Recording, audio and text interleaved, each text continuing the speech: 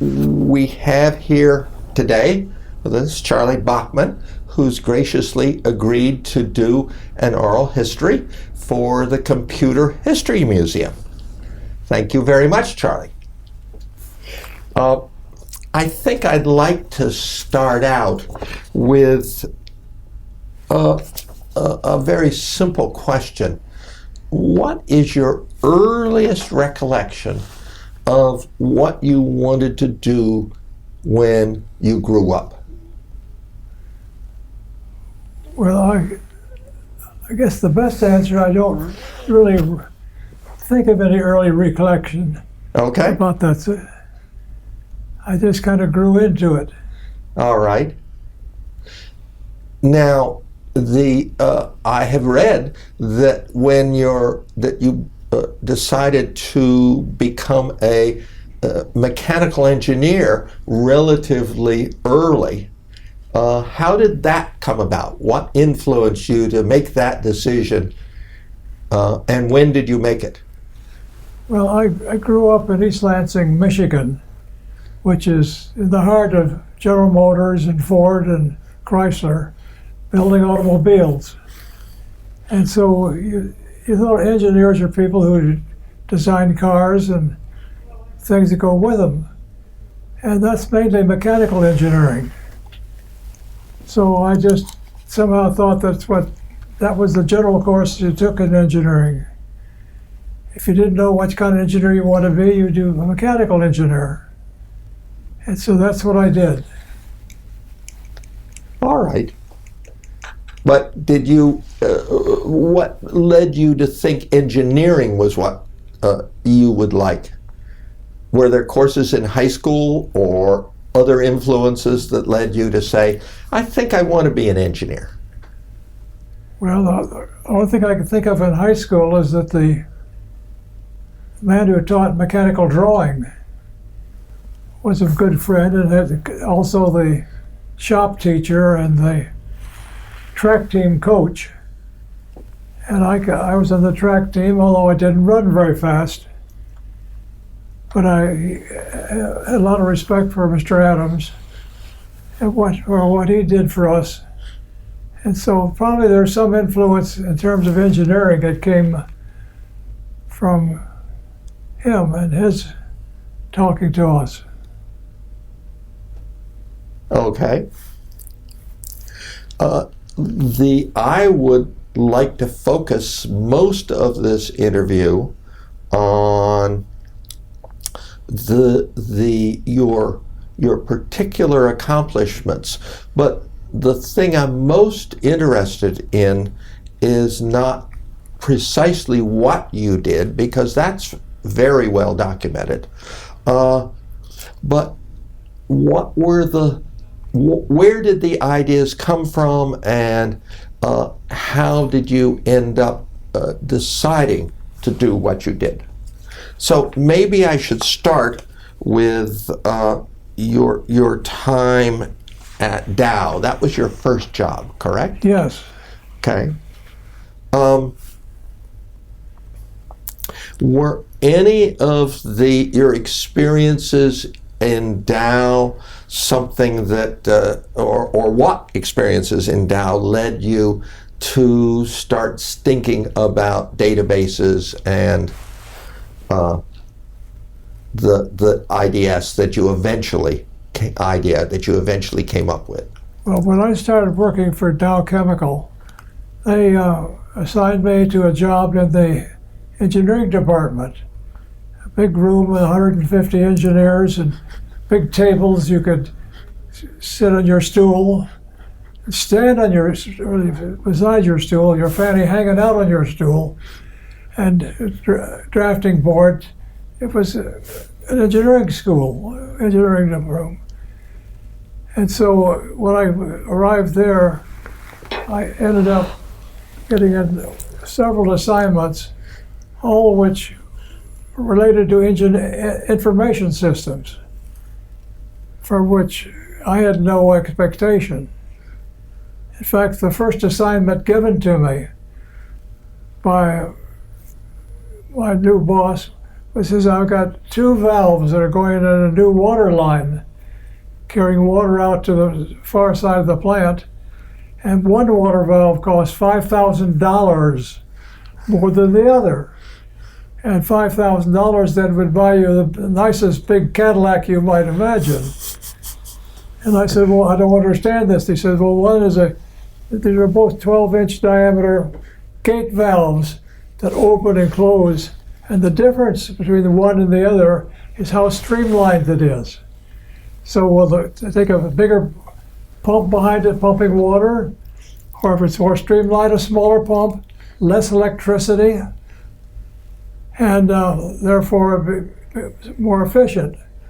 And there was no scheme at that time in the engineering practice that I could find that told me how to compare pumping water through this thing for 40 years versus putting $5,000 more in this valve and saving that money. Mm-hmm. And so, as in many ways in my life, I've had to reinvent something because a lot of things have already been invented.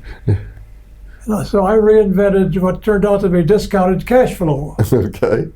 So 20 years of this extra electricity pumping water, or $5,000 now, put your money down and take your benefit.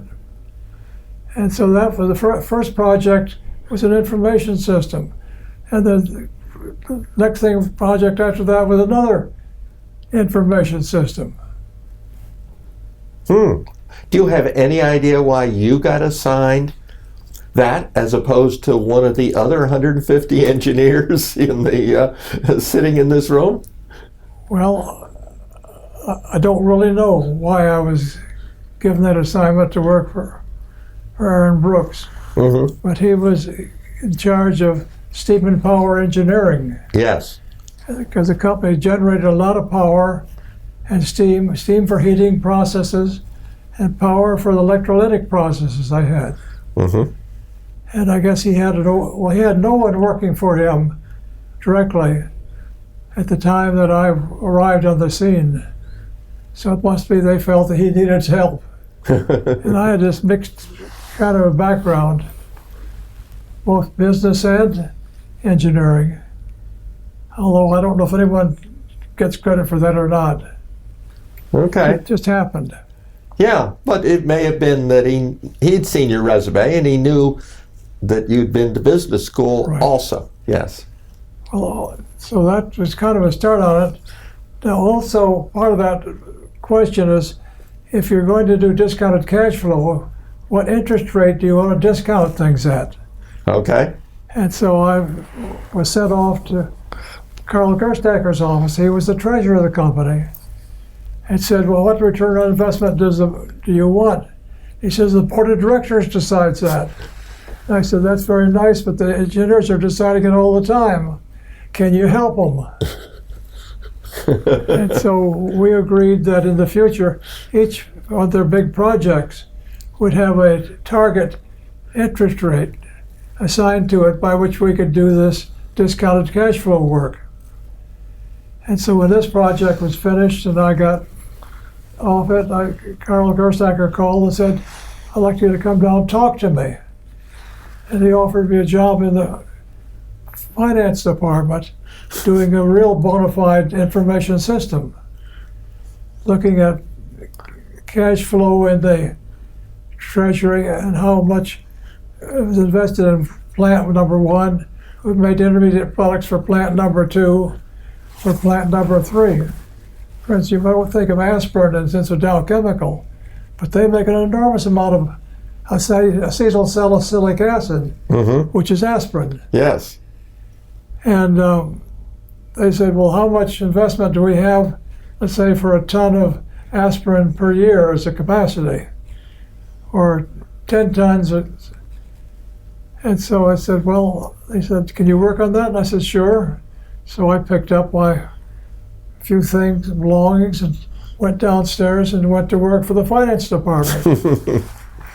And in those days, if you solve problems using punch card equipment. So I started working with the people in the punch card department. I started collecting all the cash investment things that they had in terms of both, some investments 20 years ago, 40 years ago, and they want to know, well, what return on the original investment, just without any discounting, how much on, if you do discount it, the rate of engineering index has gone down. Right. Or,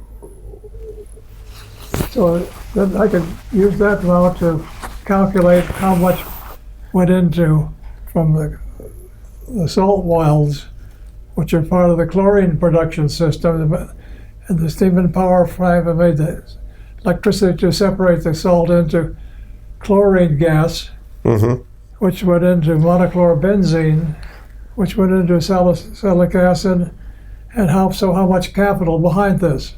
Yes.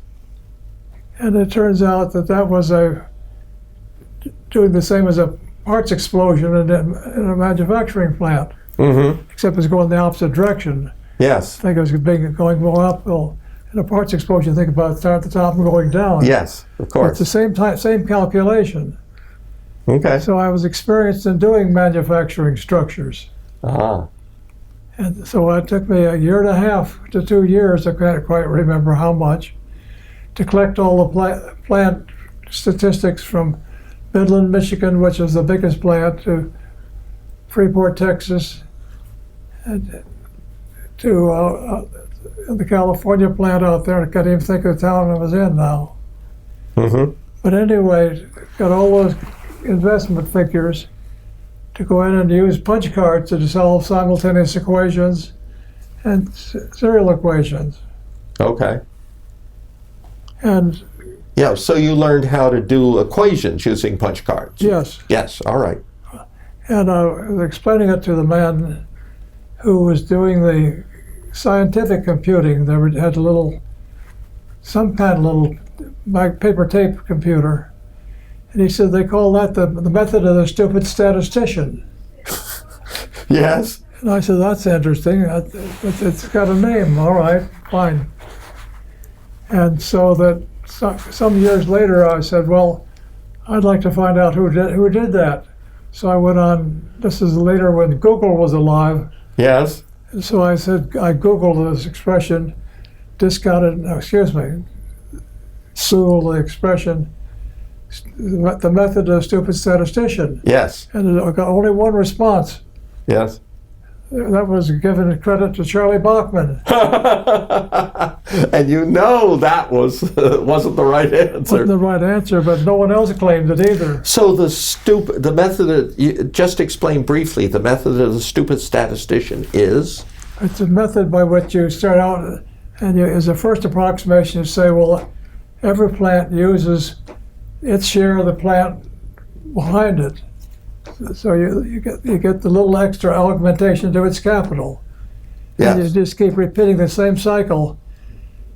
And the numbers get bigger, but they slow down, and they finally come to the point where you could do one more calculation. It doesn't change because you've fully gotten all the capital out of the original power plant, or the salt well in this case. Yes. So it's the method where you just make a intelligent guess Make an approximation. as to what it is. You see what the answer is. It isn't the correct one. You change that, and you keep working back until you've gotten you've assigned the correct variable to the variables in the expression to get the answer that you know is the right answer. Well, it doesn't change, therefore. It was when it doesn't change. You fully devalue. Yes. Set the money through. Yeah. Right. So that was a big punch card system, which I got involved in, and we had a punch card calculator that did 6 calculations a minute. Okay. A 602A IBM punch card calculator. Okay. But it worked. So we went back and forth between the tabulator and the collator and the calculator about 20 times to get a number that was not sufficiently different than the one before. Okay. Within the accuracy, it has any meaning. Yes. And then you had your answer. And my answer. Okay. And Carl Gerstecker had his result, and last I heard that method was still being used on an IBM.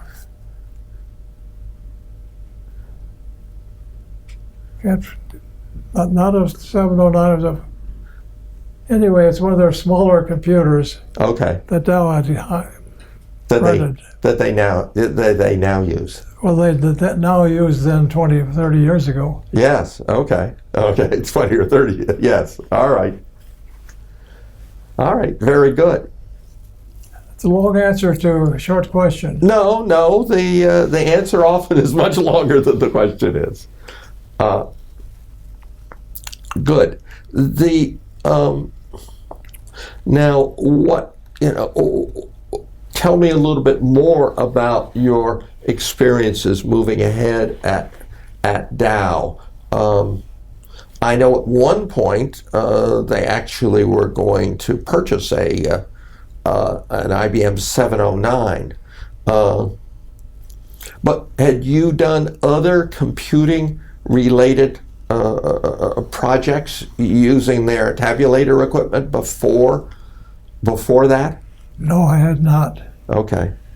But in fact, at this point, when I finished this project on the capital allocation, I was given an assignment in the pricing department to establishing prices for agricultural products, for which I had no algorithm in my mind to know how you price anything.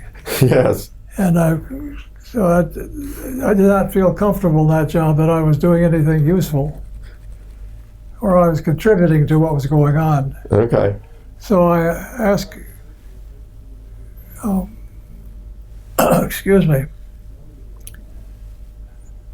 asked the man I was working for, I can't even think of his name at the moment,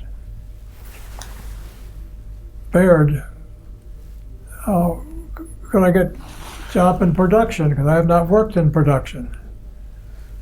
So he said, sure, why don't you go out and talk to Dr. Schutte, who was the head of the plastics production. And Dow in Midland had a big plant making polystyrene and making saran and other plastic products. So I talked to Dr. Schutte, and he said, sure, we can put you to work out here. So I was given an assignment in the saran production as a process engineer. Not that I knew much about processing, but I showed up on the scene and spent 3 or 4 months working on a project to improve the drying process on the saran granules after they're polymerized in a water solution. The monomer turned into polymer granules. Okay. And with the proper agitation, you got the right size granule, but then you had to dry it. So I've involved a scheme of a whirlwind, like a silo. You blow stuff in, and I put a lot of air in with it, dried it out, and the dry granules fell out the bottom, and the other stuff flew around inside till it got dry and dropped out. Okay. And then opening came into one of the styron plants, the styron 475, and I was offered the job of assistant plant superintendent. And this was a big, what looks like a 5 or 6 story building with big chemical reactors and whatnot, and made a form of styron plastic, which for most styron is hard, brittle plastic. But this 475 version, they put rubber into it, dissolved rubber into it, which made it a tougher product. Yes. And so it had a big market for refrigerator doors. It could be colored, as all the plastic colors could be, but if you bump into it with something, it would kind of back out of the way for you. Yes. It didn't break the glass or the dish or whatnot. Okay. So I went to work out there in that plant for several years. till I got called back again by Carl Gerstacker, which led to the next step in my process, where he called me and said he wanted me to come and talk to Dr. Putnam. Well, Dr. Putnam was these are all doctor this, doctor that, but Yes, okay. all out of Cleveland, where Dr. Dr. Dow in the first place came out of the academic world, came to Midland to make bromine from the bromine wells. Oh, okay. But anyway, they invited me down to Dr. Putnam's office, who was at that time the general manager of the company Okay. and on the board of directors, and he was the president of the company at the time was Lee Doan, who was a son-in-law of the founder of the company. Ah, okay. So the family was still involved in running the company. Okay. At least as a figurehead. And so anyway, I went down to Dr. Schuete's office, and they said, we're talking down here about getting one of these big new IBM computers. And we want to set up a department to run it. And we think that you'd be the right person to head it up. Okay. So I thought that was kind of interesting. And so as we were leaving the meeting, I turned to Carl Gerstacker and said, that sounds very interesting. I'd like to think about it. He says, no, you go to work Monday. So I was seconded. Yes, you were appointed to that job. That's right. Yes. And so, okay. All right.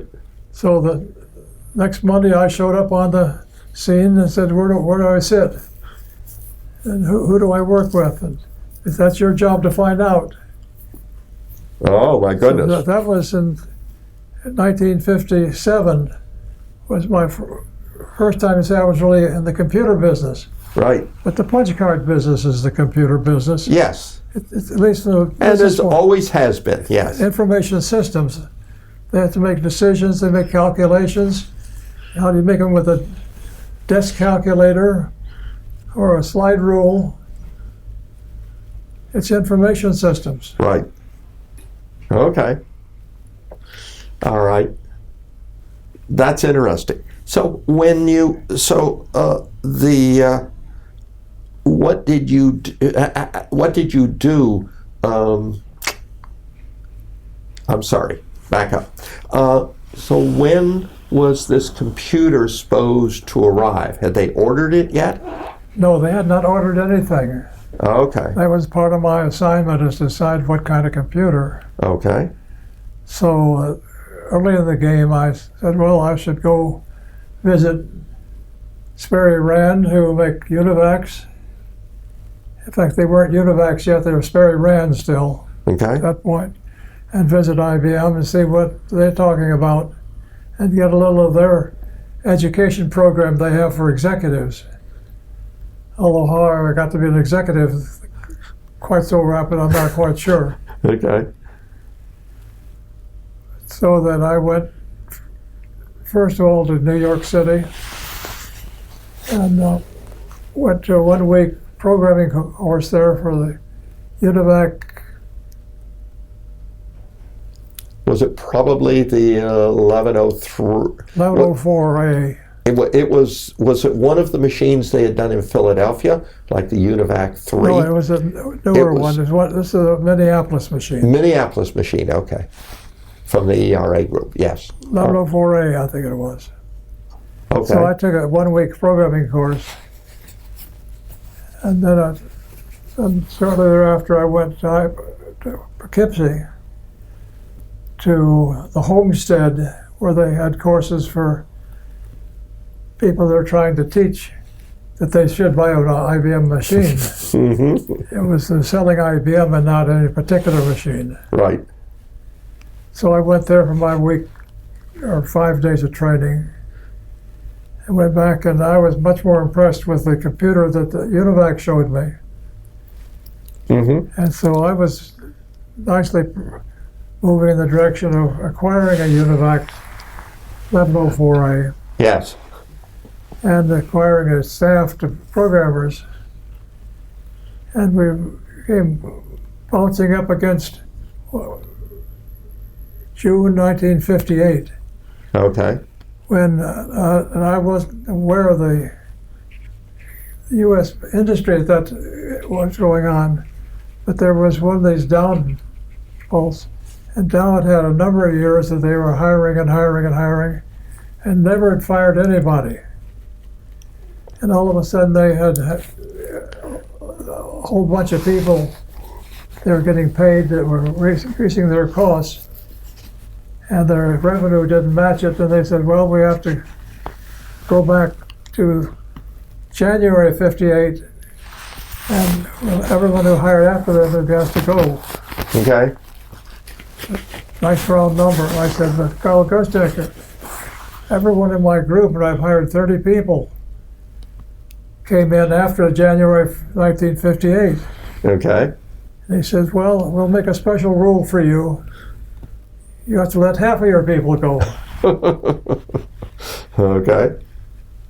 Oh, that's hard. And so I looked and said, these people I thought were the best I could find, and experienced people and whatnot. So, but I did the best I could to make a decision. And so I thanked this unlucky 30 people, half of 30 people, 15. And next thing I knew, half of what's left were gone. Mm-hmm. So Dow's not going to do anything soon. We're going to get out of here to somebody else who wants to start in their computer business. Right. So we staffed a big project for Chrysler down in Detroit, people, Okay. because they were going to get a 709 Okay. that we had ordered to replace this UNIVAC 1103A when the IBM pressure became such that we wanted to get an IBM computer instead of a UNIVAC computer. Okay. So IBM talked to at the executive level. Yes. And convinced them not to Well, follow your technical recommendation. Right. Yes. Okay. So anyway, I was down to a very small group, and I said, well, let's just go to work, see what we can do with the people here, Mm-hmm. and learn what their existing systems are. Okay. So we got down to a group of 4, 5, 6 people, and with closer allegiance to the existing PortScout people. Yes. So I started working, looking at the marketing system to see how we organize things with punch cards to do the things we eventually do almost identically on magnetic tape. Okay. All right. And so what projects did you work on? What projects did management want to see done on their new computer when they get it?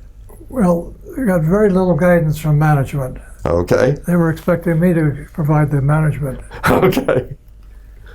But one of the projects that we got into, which I think I made a contribution to, was that there was in the process of building a brand new steam and power plant on the west side. And I had met John Mockley, who was involved in the University of Pennsylvania project. Right.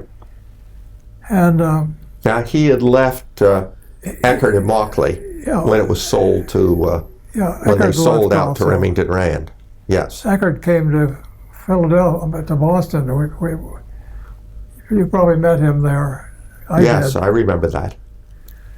But John Mockley had a project working with the Navy. He had become a consultant then. Become a consultant. Yes. and he was helping them design what became a CPM. Mm-hmm. It was essentially a system for which you could evaluate how long it takes to get something done. Right. And so we had the right position. We said, well, if we knew all the information about how long to do step A and step B and step C and step X, Y, Z, double X, double Y, Z, Yes. then we could figure what's the critical path, CPM, critical path method. And so I went out to start talking to the design engineers and say, well, how long does it take to do this? And they just kind of want to cover up their faces. We don't make estimates. The construction people do.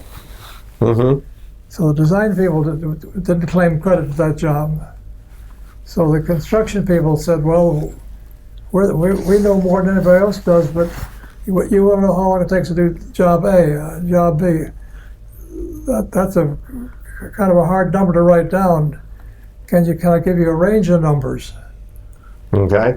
I said, well, if I were to say, well, with 5% confidence, you can do it, well, how fast can you do it?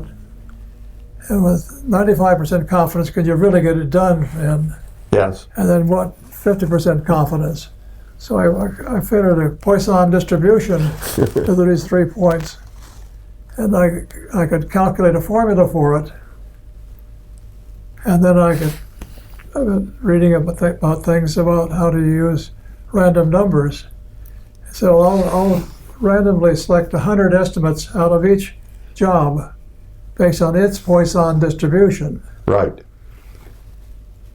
And so then we ran the Mauchly software solution to calculate the critical path.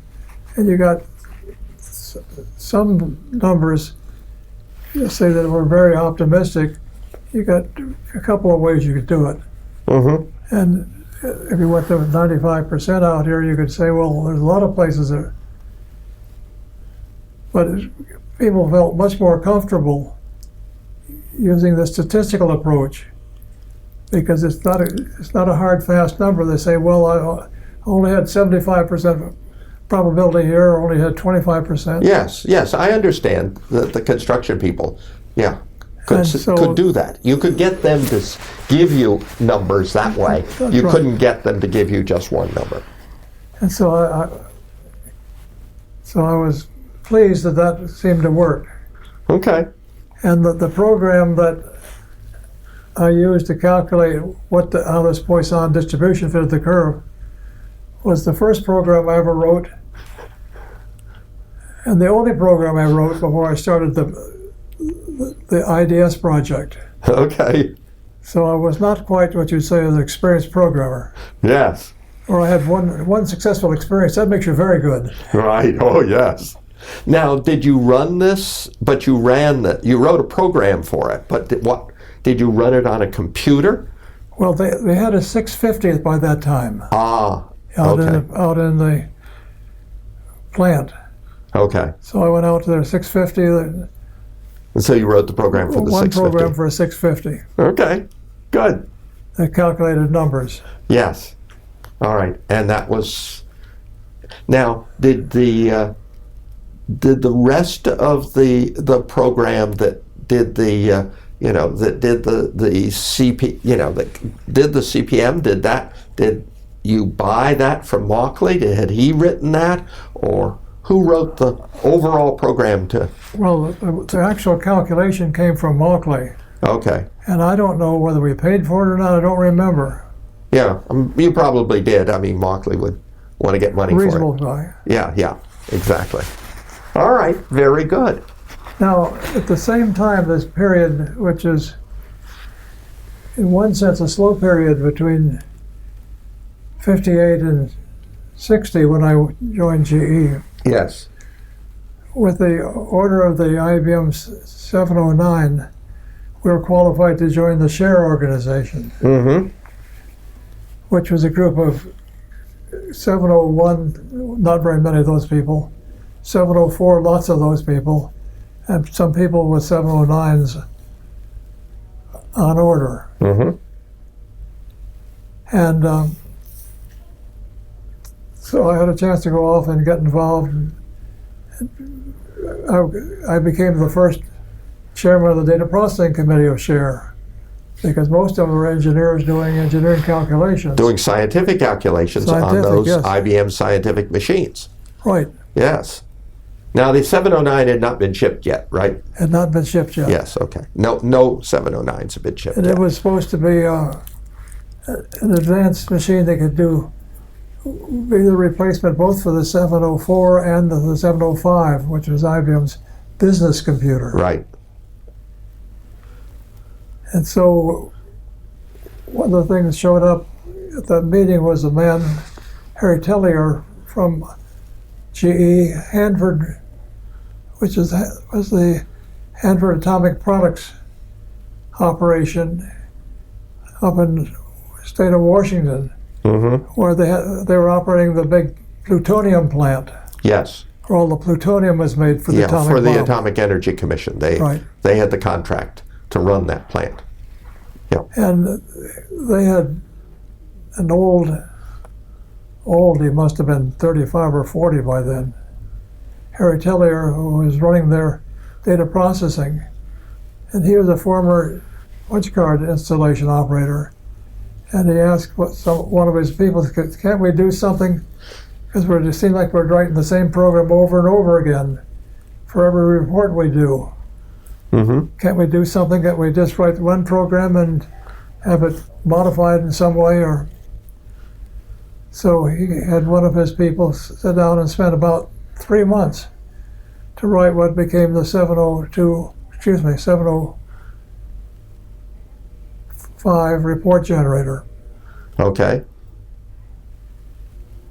And actually 702, because that's what he had, right? This is a 702 report generator. 702 report generator. Right.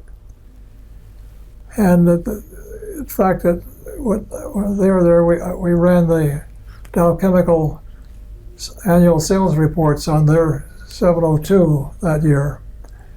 Using their report generator, we could essentially go through and describe what report we wanted on a paper. It looked like what the printer looked like.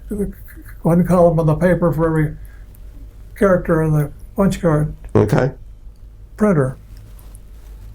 And so I could recreate the reports in a one week visit out there. I could get machine time enough to run the reports and get back to Michigan at no cost to us.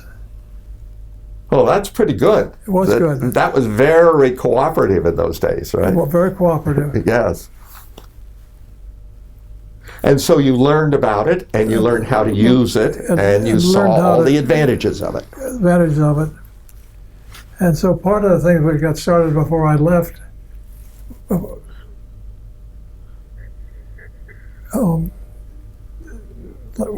Dow, that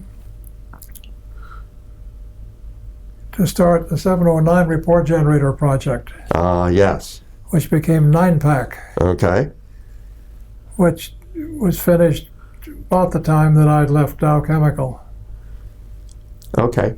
And did you do this as part of SHARE?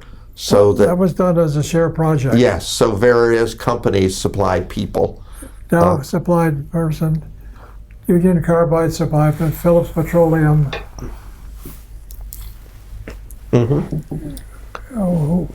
Pillsbury was another one. So there was 8 or 9 companies who put a project together, and actually we used a warehouse for an office in Long Island City for those people where they were working full-time away from home. Okay. And put together a 9-pack. So I had experience in terms of I wasn't working full-time on that project because Russ McGee took over the project leadership when we canceled our 709 order, Okay. because I was not authorized to be a share member anymore. Right. Okay. I wasn't a good guy anymore. Yes. You weren't invited to share meetings anymore. Yes. But anyway, so I had that experience additionally in terms of writing new. I didn't write it, but I designed programs Mm-hmm. and knew what I wanted the report generator to do, and I had, because we had another earlier report generator before it. Yeah, the 702, the one from 702. Hanford. Yes. Yeah. So you'd seen what a good report generator, what a good looked like. So Yes. that helps a lot. Okay. So at that time, late the summer and the fall of 1959, Okay. I decided it's time that I wasn't going anywhere in this project at Dow Chemical. So it was time for me to find out something. So Now, had Dow canceled their order yet for the 709? they had canceled it. Yes, that's why I was left share. Yeah. Okay. So I said, well, I'll go talk to GE in Phoenix, where their computer department was. And I'll talk. Well, also this was triggered by a Thomson Raymond Woolridge connection I had through Share to interview there for a job, Okay. and then go to Hanford to talk with them about a job. Okay. So on a bit of West Coast trip. And you had decided that you would talk to how did you know about GE's computer department? Because they wouldn't be in Share. How did you? Well, GE was in Share. Well, GE was at that time a computer manufacturer because they were doing the Bank of America project. Right. Yes. And it had pretty good size. But they also were the largest IBM commercial customer. So they were both. They were on both sides. They were on both sides of the fence. Okay. Now I understand. So that Harry Teller, the manager of data processing out in Hanford, knew about the project in New York. And he run by a man named Ford Dickey. Mm-hmm. And he told Ford, you ought to hire Charlie Bachman to go to your project because it's just what you need. Okay. And so Ford eventually got around to inviting me out to New York to visit him because the New York corporate headquarters at that time for GE was in New York City. Yes. And so he hired me for the job. Now, why did you take his job rather than The others GE didn't offer me computer a job. department? Huh? They didn't offer me jobs. They didn't? They didn't. Thomson Raymond Woolridge didn't? Well, Thomson Raymond Woolridge said, we can't hire you because you want too much money. Oh, because Dow was paying you too much. Well, no, it was too big a jump. Oh, you asked for a big increase. Okay. They said it's too big a jump. We can offer you a job at a lower raise.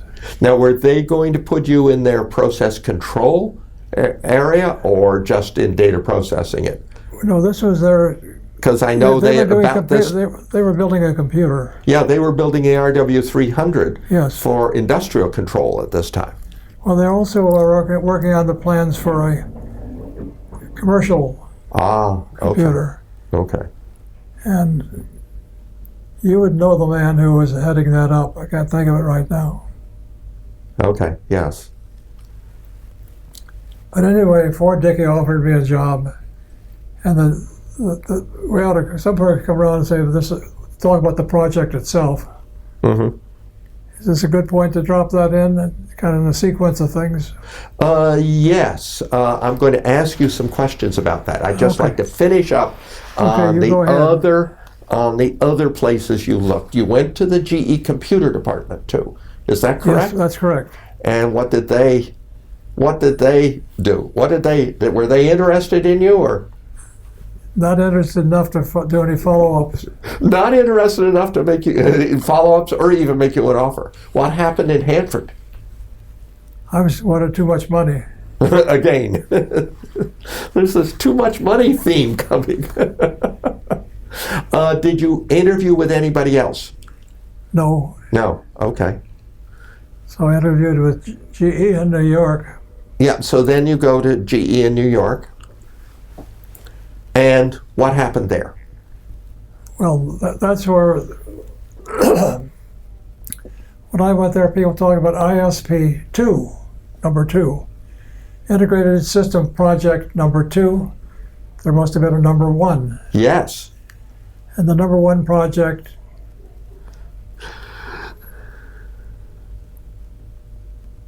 I'll think of the man's name who headed it up. You know him for sure. Went to IBM. But anyway, they did tab-solid table solution, which didn't really go anywhere. And so they worked for 2 or 3 years and really nothing clicked. Okay. But behind all this was a man who was the vice president of manufacturing for General Electric. And he thought we needed I talk as GE. Yes. Okay. That GE needed to. GE needed a generic manufacturing control system because they had 100 manufacturing divisions, and he thought they had 100 different projects going, each one building their own manufacturing control system at great expense and low probability of success. Yes. They had both experiences: too much money and not enough results. Right. Okay. And so he thinks we ought to start over on this project. So the project was to create a generic manufacturing control system. And it was named had it already been named ISP2? ISP2. At that point? That point. Okay. And Stan Williams was in charge of it. He had come out of the power transformer division. Okay. And he'd come down to New York and was trying to put the project together. Okay. And so I came and climbed on board. Okay. Could I ask one question? Of course.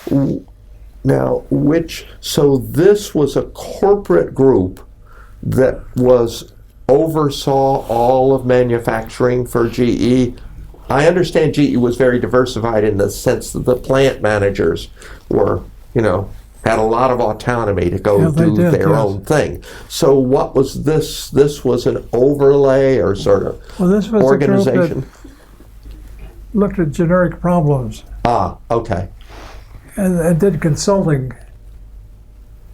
All right. But they didn't do a lot of development of their own. Okay. All right. So this is a new thing that, bigger computers were new things. Yes, at that new time. Tools, new opportunities. Mm-hmm. So this group, the only people there were people who had either been hired for the ISP1 project. One of the men was still there from that project. When I joined the ISP2 team, I was the last man in, so to speak. Okay. And I was told some people since then that I was hired to be the chief architect. I don't know if that's true or not, but I know I was the chief architect.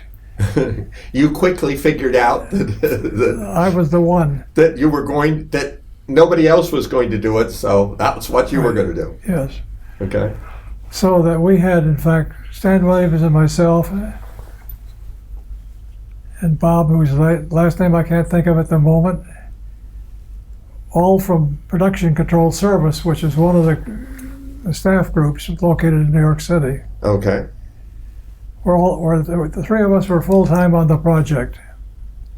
The rest were all someone from the engineering department, engineering staff, part-time. When you can find some time, work with these guys.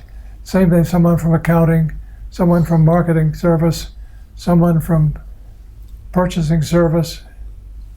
So we had a bunch of people who would come to meetings once in a while, but they weren't workers in the normal sense. You couldn't schedule them or assign them anything. Yes. So Stan and I were really the principal workers, Mm-hmm. and did most of the work. We kind of divided the work as we got along the way. I was kind of chief architect, but also I was chief programmer. Okay. I'm working on my second program. Now, when you got there, had they come up with the concept of the MIACS? You know, did they have an outline in their heads about that, or Well, no, they had how much had been done on that? They had 5 letters: Manufacturing Information and Control System. Yes. That's what they had. And they had nothing behind it? Nothing behind it. All right. So there was no concept of that and operating as an application with a database or any of that? No. Okay. I just didn't know how far along they were. They just knew that they wanted to come up with a generic system. They had basically acquired a team. Mm-hmm. Three full-time people and a bunch of stringers who were consultants. That's their job. Yes. And that's where they could help consult on their part of the manufacturing process. Right. Okay. So what did you do first when you got there? What did you and Stan? Well, first, what did you have to figure? What did you have to figure out first? Well, first thing we had to figure out is where's our laboratory. I don't mean laboratory like toilet. I mean laboratory where you do research work. Right. And we needed a GE department who's willing to have us come and spend a lot of time with them and figure out how they ran manufacturing control. Mm-hmm. And so Stan made some trips around and had been making trips looking for someone who's willing to expose their business to corporate staff. Yes, And you have to understand that's I touchy. understand that is dangerous, and you don't do that if That's you can touchy. get away with it. But we did get approval from the man who was head of high voltage switchgear department Okay. to invite us to come down and use his business as a laboratory Mm-hmm. and set us up with a office facility across an old grocery store across the street where we could set up some desks and whiteboards and whatnot. They weren't whiteboards, they were blackboards in those days. Yes. And people could come over and have meetings. And this was at 69th and Elmwood in Philadelphia. Okay. There was a big old manufacturing building there, which is 7 or 8 stories high and a block square. The whole block, 7 stories high, that was both high voltage switchgear, medium voltage switchgear department, and also a small low voltage switchgear department. Okay. All of them living there, and it was high voltage switchgear that signed up with us. And so we started going out to come to, when the first visit we went, I was just walking with Stan and the other people through the plant that high voltage was using and just pointing out various things.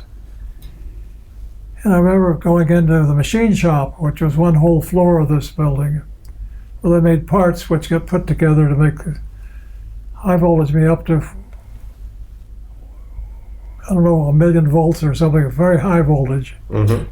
circuit breakers for power transmission lines. Yes.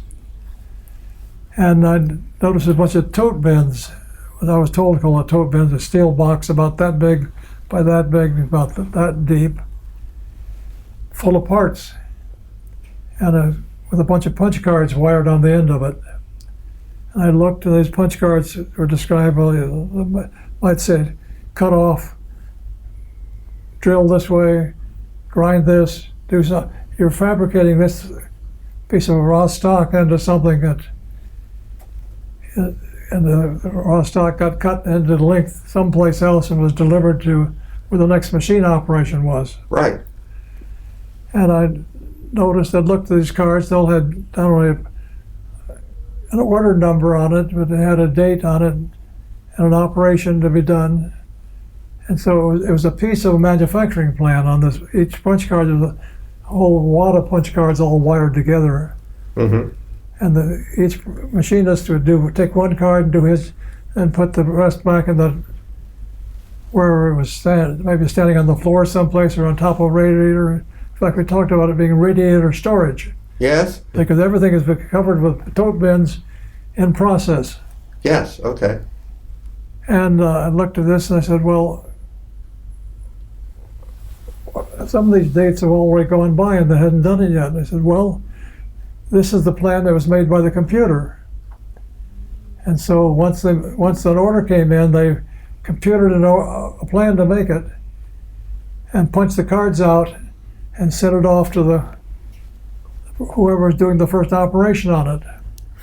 And the cards just kept going along. Kept going along and being taken in the off. bins, yes, as the stuff moved. And so, but the thing is that the dates on it are irrelevant. Right. Because if anything went wrong, there's no way to fix the plan. Yeah. And this is one of the first major learning points on my part, because when I was in the Army, in the anti-aircraft corps, we had anti-aircraft guns, 90 millimeter guns that we aimed at Japanese airplanes over along the coast of New Guinea during the war. And I knew that these guns were very accurate, and the computer was a mechanical computer, physical computer, was on it like a card table on three sides.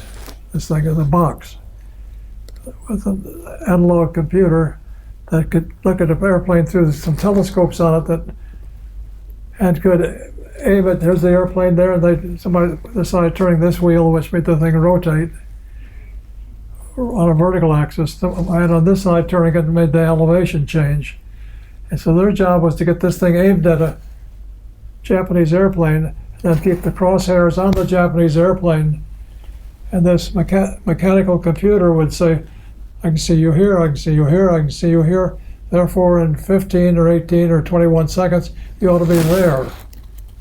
And so our guns would be automatically changed, and we'd fire them, but the airplane wasn't there, it went off someplace else. And so the thing I observed is that we had guns that were very good at shooting at a sock being towed behind a target plane. Yes. For practice, and we were very good at hitting them. But in my area of the war, we weren't hitting anything with our anti-aircraft guns. But then I said, oh, their bomb sight is assuming they were going to fly straight too. So they weren't hitting their targets. They were dropping their bombs, they were making a lot of noise, and we were making a lot of noise. But we weren't doing a lot of damage. Yes. Either of us. Yes. So I said, well, that's the same problem that these manufacturing control systems have. They fire a shell, a pack of punch cards, they went off into the factory, and regardless of whether somebody made a mistake machining something and had to start over again, or whatever it might be, or they didn't have the machine available, it got off schedule. No way to rename it. So they had a bunch of men called expediters who would pick up the deck of cards and say, now I'll go here, I'll talk my way through the shop and see if we can't catch up on it. And as they frequently found out, the customer would call in and say, where's my order? Before the shop figured out they were not on schedule. Oh. So they were a little embarrassed about the situation. And so they wanted a system that would get it manufactured on schedule, or at least would tell them that they're not on schedule. Mm-hmm.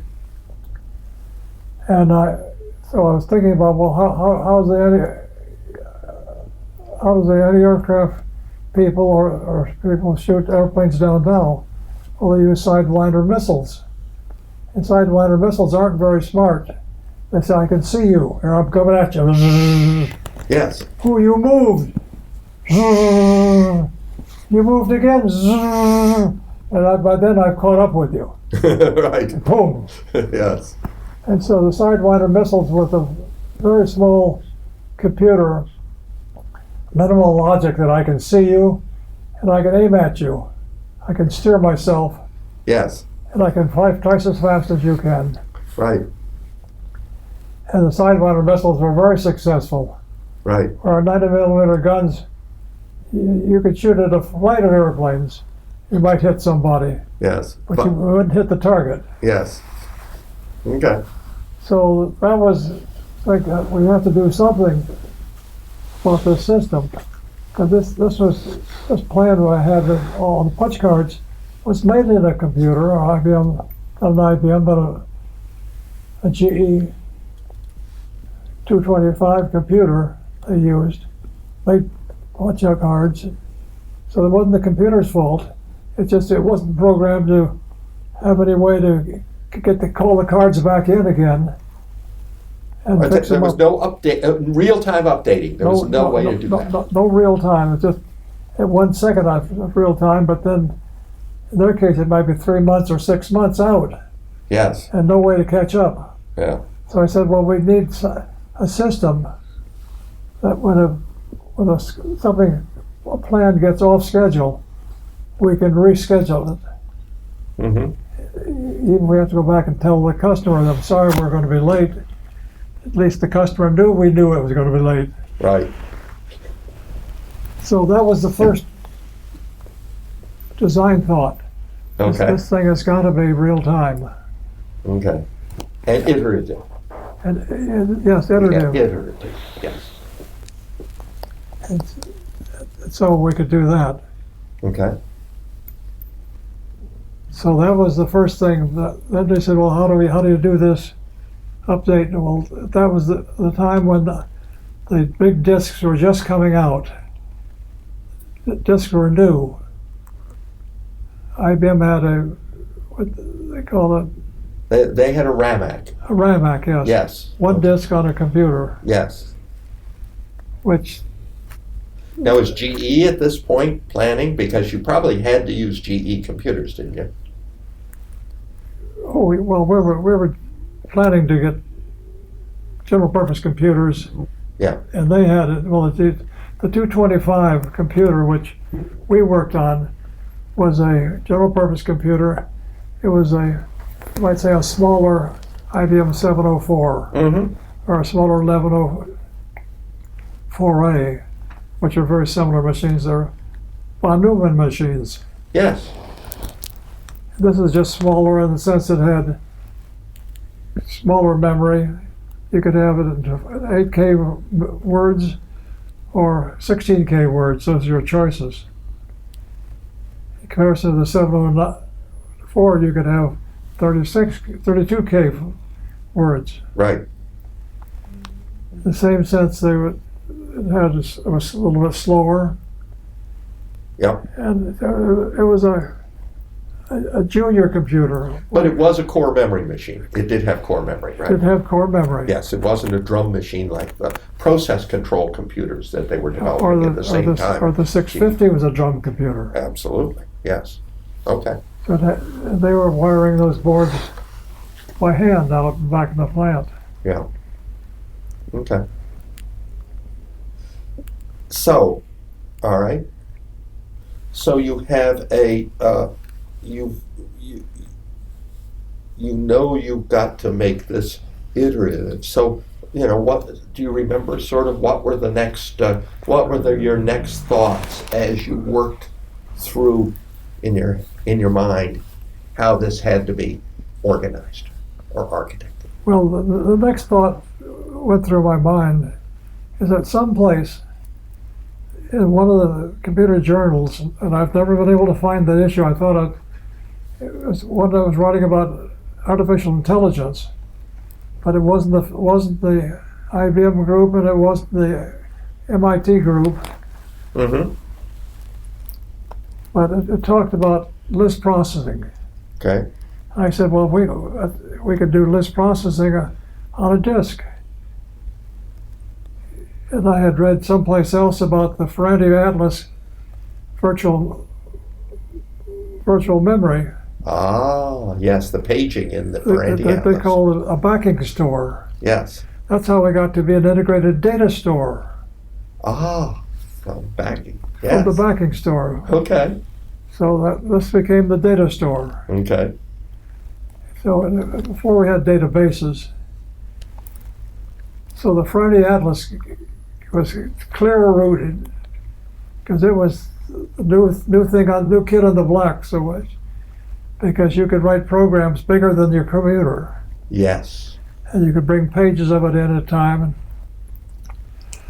And I said, well, we could just do that for the database.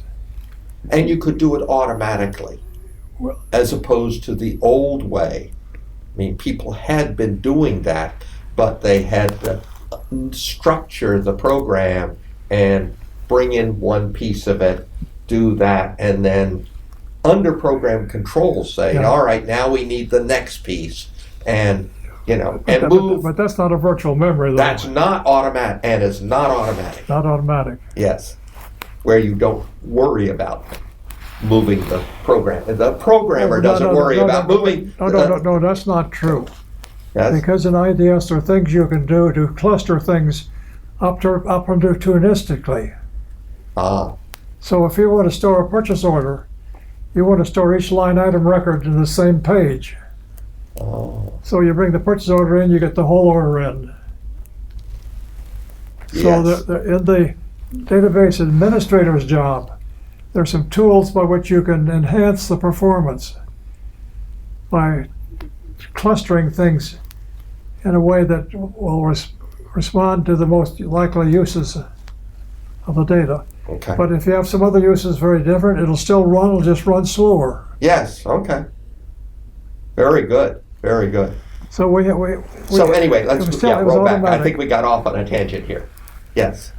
So you knew about disks, do about this and you knew about virtual memory. virtual memory, Oh, and we also knew that virtual memory, in the case of the RAMAC, well, not virtual memory, but the fact that IBM tended to use a block of data from the tape or from the RAMAC, which was one logical record. Mhm. And it turns out if you're randomly selecting things from blocks that have only one logical record, and as you're going to load things randomly, you're very quickly going to get to the point where you have duplicate things randomized to the same block Mhm. number. So then you have to go to an overflow, put it someplace else. But if you make a block big enough to handle 50 records, then you could maybe operate your disk at 80 or 90% physical capacity without getting excessive overflow. Mhm. So I did some studying of how the numbers worked and said, well, if we're going to use blocks, and Univac used blocks on their tapes too. Okay. IBM always used a logical record was one physical block, Okay. which meant that the 705s ran slowly. 702s ran faster because they had a 200 character buffer, so they could have a 200 character block if they wanted to. So you got a real lot of useful data in of it. Yes, and you were going to I was say. going to say that we're talking about how close to the frontier of availability of disks were. Okay. Well, it turns out that when we were ready to try to run IDS to make sure it was running, do some test execution, we did not have a disk available. So we used two magnetic tapes to simulate a disk. Oh my goodness. We just created a tape that had 64 blocks on it. And so, which block do you want? You want block 10? Okay. Copy 1, 2, 3, 4, 5, 6, up to 10. Okay, there's the one you wanted. You want 11? That's easy. That's right behind us here. Boop. oh, you want number 5 now, oops. We got to go all the rest of them over and then come back 1, 2, 3, 4, 5. And we got perfect functional equivalency. Okay. Very, very slow, but we could, Very slow. but we could test it. Okay. That's very good. So So you figured out a way to actually run, though very slow, but with all the logic all the logic in the program place. working the way it was supposed to. And working, it was doing its job. Okay. So now talk to me a little bit about the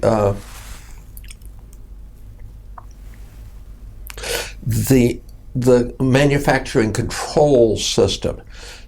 You sort of had to figure out how that was going to work. Did you figure that out before you figured out how to do the integrated data store, or did they sort of did you work those out to get all together? Well, in the first year of the project, from January to December 1961, I had written complete, quite detailed description of what IDS was, how it worked, and I had rounded up a bunch of data processing managers at GE who we call friends of IDS to look over my shoulder and critique it as I went. Mm-hmm. So they could see what's going on and bring their experience to bear on it. So we had such things as the virtual memory, the clustering, the randomization, all those things are all laid out in place. And we had actually just created a way at the meta level to store that information so we could record it. Mm-hmm. And we had some very funny looking drawings that we made at that point, which are a very early version of the data structure diagrams that we used later on. Mm-hmm. But they were really ugly. They were helpful, but they were ugly. Okay. But the first year we had, and we went back took our team back to Philadelphia, to high voltage switchgear, and had the corporate staff, vice presidents, several of them come down to listen to this presentation. And of course they didn't have, we made flip charts in those days. Yes. In fact, I thought they were quite artistic. I would love to have saved them. Hmm. Okay. I would have loved to. Oh, yes, but you didn't. Yes, you couldn't. I thought about it, but I didn't know how important they could have been. Okay. Although they're in the program that we did for the Computer History Museum on IDS some years ago, I had a couple of these flip charts I had photographed. So the one of the pigeons in the pigeonholes, if you ever remember seeing that. No, I don't. Did you ever see that lecture I gave on the assembling IDS? I think I did, but it's so long ago I don't remember it clearly. But anyway, we had all the management team there, including the general manager of the high voltage switchgear department, and he had invited his medium voltage switchgear department counterpart and also the low voltage switchgear counterpart. And I think he was thinking ahead, because at all said and done, he said, well, this is all very nice, but I've got other things to do. I'm not going to continue the project. So this is my department, and I've spent a year with you, and thank you for letting me do it, but I'm done. And fortunately, the low voltage switchgear general manager said, I'll put his hand up and said, I'll take it over. Okay. And so the first department that was actually up and running in was the low voltage switchgear department. Okay. And he furnished, that general manager furnished his top systems people to help bring their knowledge into the project. Okay. And you didn't need to move because they were all in the same building. They were all in the same building, and we were still in the office across the street, Okay. which has worked out fine for us. Yes, very good. That's excellent. So did you have to get authorization at some point to really implement this, or from corporate, or was that one of the purposes of this sort of meeting after a year after you worked it out? Well, well, at the end of the first year, it's a question: do we go forward, and how do we go forward? Mm-hmm. And we didn't go forward in high voltage switchgear. We moved to low voltage switchgear. Yes. Fortunately, there was someone there who was prepared to take the risk. Okay. Because people tell stories. I remember talking about one of the general managers down there who didn't fix the roof of his building that was leaking because repair work would come under current expenses. Mm-hmm. And would affect his P&L. So they just mopped up around the leaking roof and didn't invest in fixing it because he was bucking for the next job up the hill, which meant based on how good are you at making him a profit. Mm-hmm. So there's a lot of things that the general manager had a lot of responsibility. In fact, his main responsibility was making a profit. Mm-hmm. He couldn't set his own accounting scheme because counting was done centrally. Oh. So the counting people did not report to the production division. They reported to corporate head, who had a standard accounting system for everybody, Okay. so they could compare people. Right. And so he couldn't fudge the accounting by deciding to do it a little bit differently. Well, he could put off the job. Yes. It was fixing the roof. Yes, he could do that sort of thing. Yes. All right. So could you, one of the things I wondered whether you could maybe describe in layman's terms, so our general audience could understand it, what the integrated data store was, and a little bit of how it worked. Well, first of all, one of our challenges is we wanted to do something that the average, or let's say the good programmer in the field, could learn and become proficient in quickly. Mm-hmm. So people were used to being programming at the record level, the financial programmer people. Mm-hmm. And so they'd do patch processing of records sequentially. I said, so I want to preserve the programming milieu so that you need a record, you issue a command that will bring you a record, and there's your record just as if it had come off a magnetic tape, except it's now going to come off the disk. And how it knew to get off the disk is what's hidden back here you don't need to worry about. So that we provided a language, basically said, well, we have records, and we have one other critical, three things. Records and relationships with other records. So if I look at a purchase order has things about a customer. So there's a relationship. We have customer records and purchase order records. And each purchase order has line items that people are going to buy. Well, the same thing they would have if they were buying it and we're recording it on magnetic tape. It's going to, on a disc, it's going to be together again. When you bring those in, you can bring in one record at a time, bring in the record header, then you can bring in the order header, then you can bring in the line item 1, line item 2, and so you arrange your processing to process all the items until you're done. Then you essentially know what the total of the bill is. And you go back and update the header of the thing. So that we were trying to make it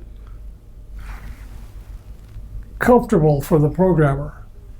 Now, in terms of access, we had the ability to anything which had a primary key, whether it's a purchase order record or an employee record or a factory machine type record.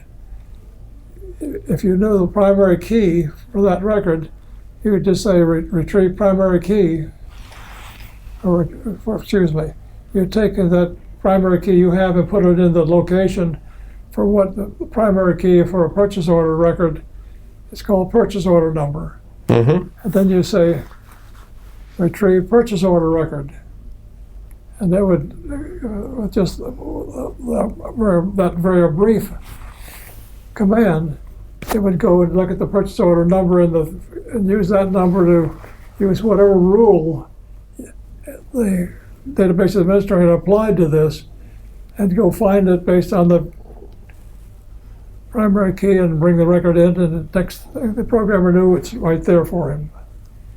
And the fact that you had to go down through maybe 10 levels of subroutines to get to actual physical storage of it, and bring it back through the subroutine levels and deliver it to the working storage area of the program, where you would have gotten it off a magnetic tape also. Okay. Could you tell me in layman's terms, what you perceive were the advances over previous ways of doing it, that the integrated data store allowed users to accomplish or to do? Well, I think the most significant factor about IDS comparison to, say, all prior art was that it was designed to be a system that was adapted to many different targets, to many different applications. And it was not a one of a kind. And everything up to that point, whether it was the American Airlines travel reservation system, it was a one of a kind program at great cost. And the experience they had at GE, they had a few systems that were maybe hand tailored. In fact, our first performance test against somebody else, it was to take IDS and take 2 weeks to write the programs that we could run against that made the same thing as the people in Ohio were running on their laminated products. And they had spent 2 years of hard labor trying to get something that would give them their disk-based order entry system. And we were talking to the GE in-house consulting group, and they said, well, this is the best we can do. It's really a sharp system. I said, well, we think we can do some of the same thing. It shouldn't take you 2 years. And so Stan Williams wrote his first IDS program in the 2 weeks' time that emulated the application that the laminated products people were developed. And Bill Helgeson, who was a really tough guy, a nice guy, but a tough guy, said, if you guys are just half as good as what we did, we'd rather do it your way because it's so much cheaper to have a quick installation than to have to program it the way we programmed it. And so we ran a test, and not that we run half as fast, we ran twice as fast as they did. And they said, how'd you do that? And I said, well, we use virtual memory, and we do this and do that. And they said, well, we don't know anything about those things. And I said, well, what we've accomplished is the ability to have a database system, a virtual memory system, that you can use independent of the application. And you can apply it because there's a data manipulation language you use that merges right with GCOM, which was the early version of COBOL. And you can use it and run it, and you don't have to spend your life on it. And so I think the most important thing about IDS is it was a system that was amenable to being used many places. And the history of installation, we went, the first year IDS, we said, well, it's good enough to use. So 2 different GE departments, not the MIACS people, but the GE International, IGE, installed it for their order processing thing. And Wiring Devices department, who make little wall switches and things, down in Providence, Rhode Island, they installed IDS, and they were up and running that year. Within the year it was first released. And how well it had been debugged before that? Well, it debugged as well as I debugged it. And it was pretty much bug-free. Because when you have only one programmer, you can see the whole thing. Yes. Now, we had 2 programmers. We had Homer Carney, too. So everything, virtual memory down is Homer's territory. And so Homer had full control over that. And I had full control over virtual memory. So tell me where that record is, and I'll take it from there. Okay. So it was the generic solution was the key, most important part of it. Good. And this included the transaction control part too, which is one of the less known parts of, was it part of IDS or was it the problem controller as we talked about it? Mm-hmm.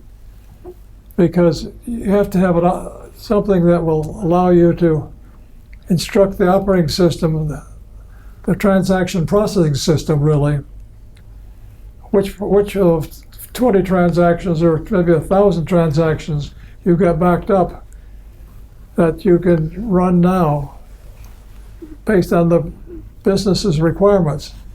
And so another business might have a totally different set of transactions which are important versus not important.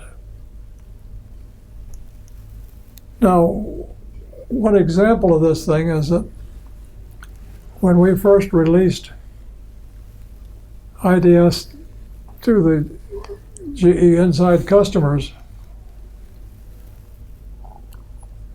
the problem controller would say you can have various classes of problems. Transaction type 1, type 2, type 3, type 4, type 5. And if there are type 1 transactions, process those first. If there's none of those, you do process the second one next, and the third one next. And that worked nice, but in the second year we were running, Weyerhaeuser Lumber, who were the first non-GE user, said, this is very nice, but we want to shift our priority from day to night. And then shift it back the next day. So there are some transactions that are very important during the day, but because the results can go back to the sales office, it's open. But at night we don't worry about what they want back tomorrow. We want what someone else wants back tonight for shipping purposes. So they inserted it. Well, they corrected a system design flaw that I'm guilty of. Something I've been told before many times from punch card days, that you never use a data field as a primary key if it's functionally meaningful. If it's just a number, it's unique, then we can find it based on the number. But if it has to have a meaning, like both a unique problem code, but it's also the third level of priority. What if you want to make it the fourth level of priority? So you should never, that's a bad thing to do, to make one data field try to serve two purposes. And people do it all the time. So Weyerhaeuser added one more field to the transaction master record. That was its priority number, so at night they could reshuffle these cards again and run it all night long, and then tomorrow they shuffle it back the other way. But the ability to have a transaction control system that can respond to business requirements, and it took them, well, about probably 2 days' time to make what would be a fundamental change to someone's hand-coded system. Okay. Good.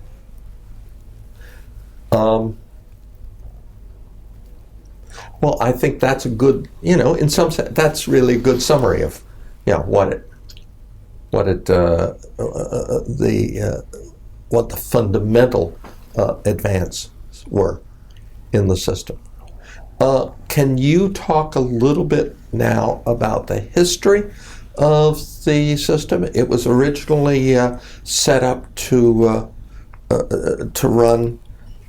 So you can put statements for the system into the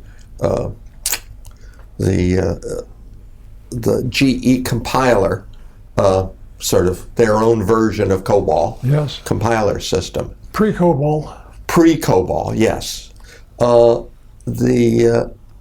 You eventually changed the system because of some of the computer requirements to run this. That it took the largest machine that GE made at the time, and you switched to an interpretive system. Could you talk about that and that transition and the thinking? What happened there? Tell that story. Okay, well, when we first developed IDS, its mode is that you started out as a COBOL programmer or a GCOM, which is a General Electric Compiler programmer. And we added commands that allow you to store and retrieve and modify and delete records in this virtual memory. But modifying records and storing and deleting was not very unique. So we did that in a very standard looking way. And so that I set it up so that, first of all, you could take your description of your data and code that and actually store it in the IDS database. What we would have called a data dictionary if we had thought about it. So there's data dictionary which had all your description in it, and then you put your store, retrieve, modify, delete commands in your COBOL program and ran that program against the database with your data description in it. And what it would do, it would take each of these IDS commands and expand them into more GCOM language, or in some cases into assembly language, which GCOM couldn't handle the function. And then you put that whole thing through the GCOM compiler, then went through the assembler. You had a program that was inline coded to do exactly what you wanted. Right. And nothing else. Okay. For that program. Right. Some other program would have access different records, different functions. They get expanded. But even the point, if you had two different places in this program, you stored the same kind of record, it would look and say, well, I already expanded this once, and so I'll package it in the program going out as a subroutine that I can call either place in the program and get the result. Well, the GCOM compilers tend to be bigger than assemblers, and so you could GCOM compiler use the maximum size GE 200 computer, which was 16K words. And there were small words at that. They were 20K words. 20-bit words, yes. 20-bit words.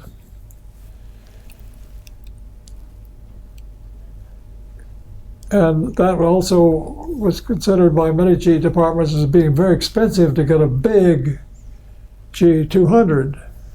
So we want a smaller one so we can save money. And they were tight kids. And so they said, well, can't you, Bill Helgeson, this guy who was a tough guy before, said, we'll buy it if we want, but I want you to reprogram it as an interpretive system. So that you have all the subroutines you need to do all the store, retrieve, modify, and delete. Just you have to give it now the data dictionary at runtime. So you can say, I want to store a payroll record. Okay, then the payroll record's got all these structures in it, and it'll expand to store the payroll record based upon what it needs. If you say store purchase order record, it'll generate it'll interpret a different code. Yes. But based on the same subroutines that are record generating. And so that was run in an 8K machine, which was a great thing to have happen, except that it turned out everyone bought a 16K because I got more paging buffers in a 16K machine than I can in an 8K machine.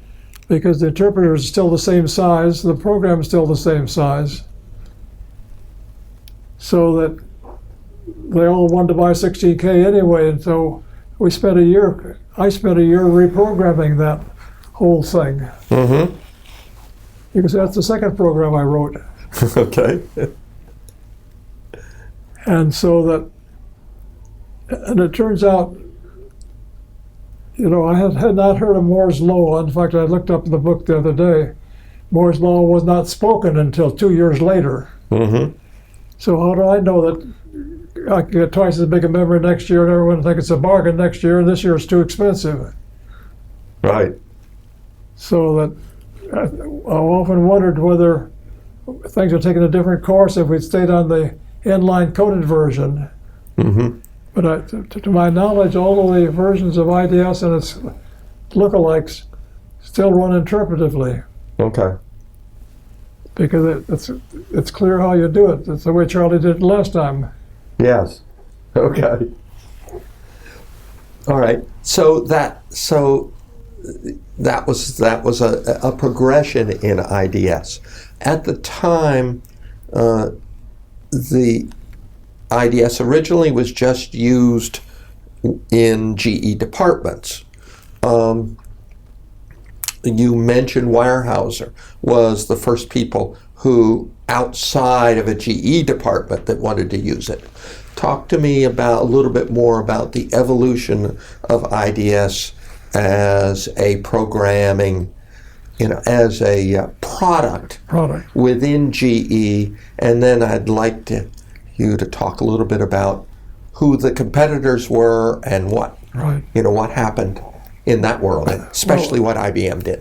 Well, in the evolution of IDS, the GE 200 version of it, which is the one I wrote, both the inline coded one and the interpretive one, was for the GE 200 line of computers, the 215, the 225, the 235. And there was this junior sized computer in comparison with the IBM 704. There was coming along at that time with two other computers, GE 400 and GE 600. GE 600 was much closer to what a 704 or what a 709 became in terms of being a 32K memory, being a 36-bit word. And IDS was programmed both for the 400 line and the 600 line. And that's the first place anyone except Weyerhaeuser got access to it. Okay. Well, that's not quite true. B.F. Goodrich Chemical in Cleveland were a GE 225 user, and they got a copy of it. They got one box of cards. Okay. So 2 boxes of cards, 4,000 cards. Okay. But that was essentially the limit of it at that point. That's important because that's what they reprogrammed us for the IBM 360. Oh. That's how IDS escaped into the IBM marketplace. So you could go to Cullinan database systems and get IDS, except it's called IDMS, Integrated Data Management System. And depending on how you leave people, they weren't close or they were close. But I have some of the manuals from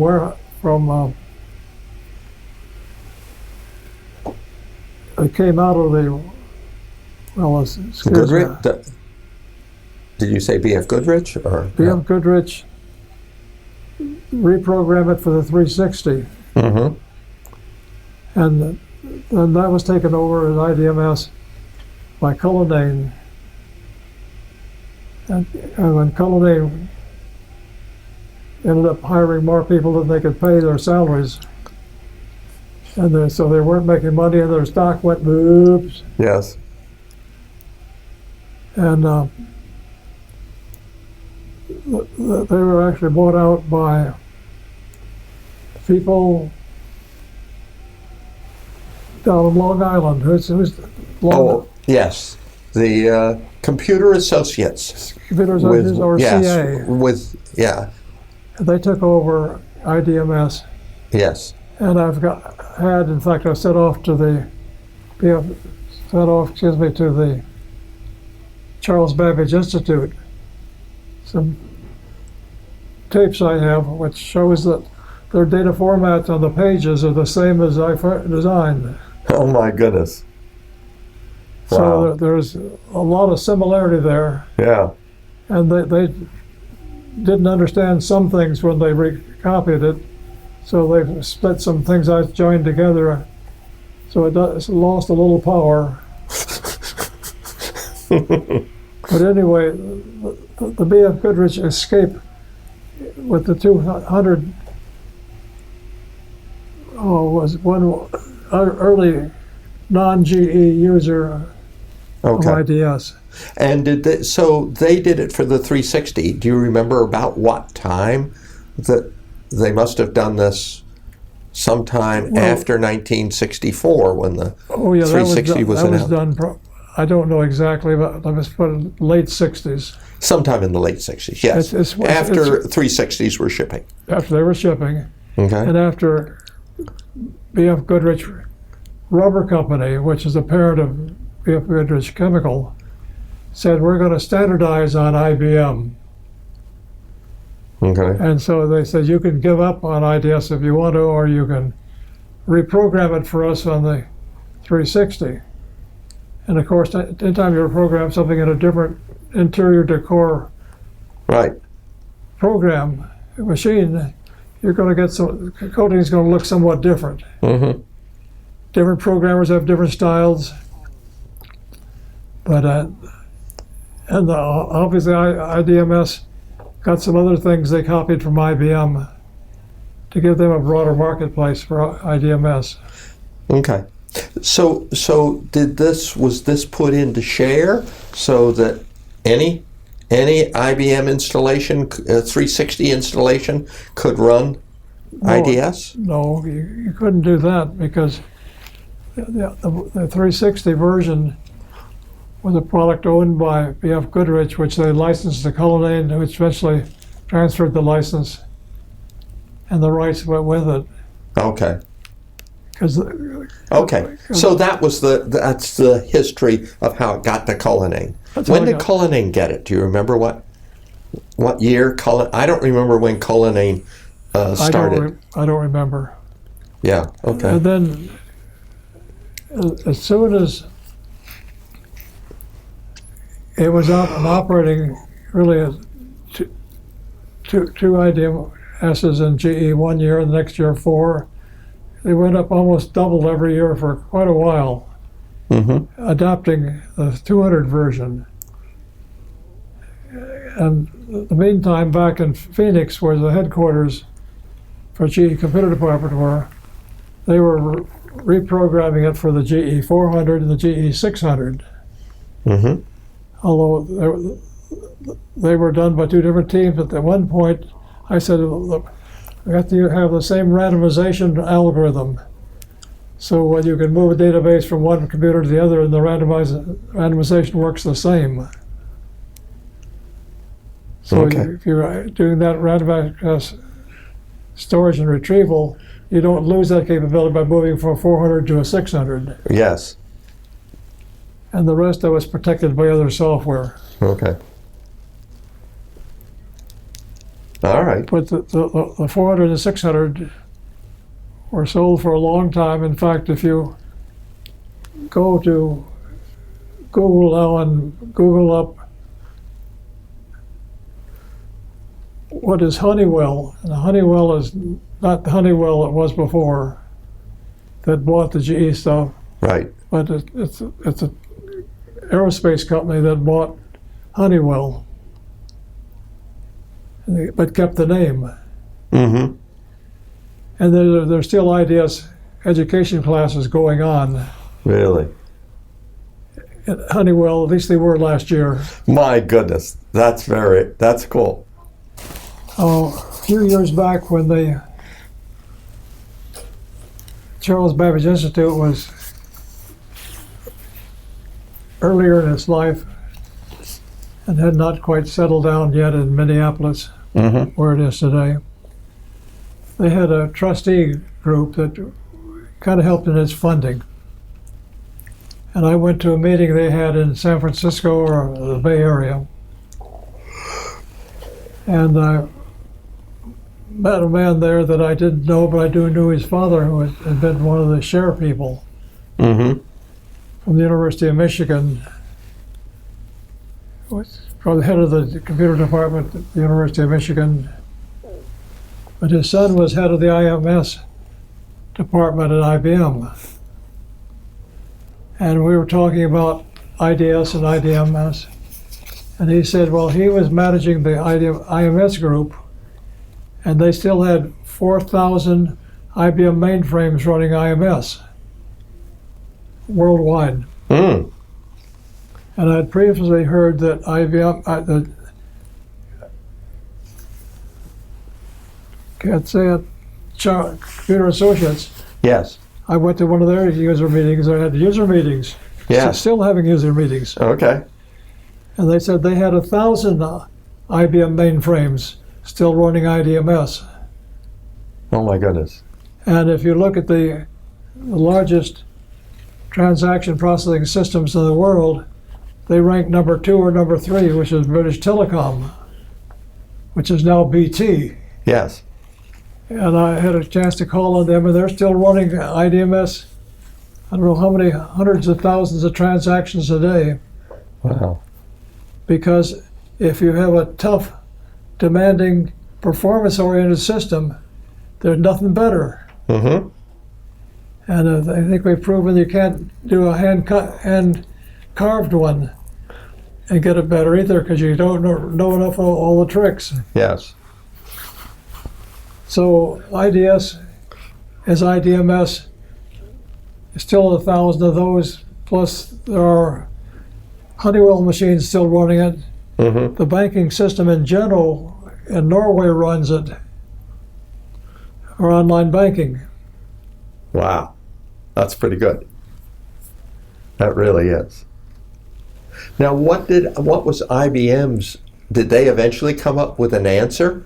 What did they do? Well, there's a yes and a no to that question. Okay. In the 1960s, IDS came in. In the very late 60s, early 70s, IMS came out of the aerospace industry. There's an index sequential oriented. It was Information Management System, IMS, which they said was good enough for them. They didn't need an IDS. Mm-hmm. And if they're still running 4,000 of them against 1,000. Of course, they're a lot bigger organization than Cullinane. Yes. Right. Bigger marketing group. Yep. And their final solution was to go to DB2, a Right. relational database system, which does some things nicely. But the fact that people have migrated in masses for their major system, the major systems are still sitting on IMS or IDMS Mm-hmm. because they were the best of their class that were offered to their customers. Mm-hmm. And so the long life things for things, well, things that are running well, leave them alone. Yes. Don't fix it. Right. A well-known engineering thing. If it isn't broken, Don't fix it. don't touch it. Yes. Good. Good.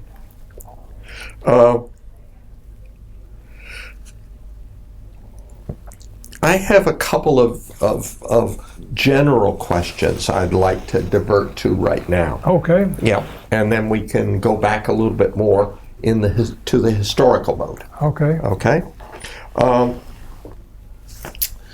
Who during your career would you say were your role models?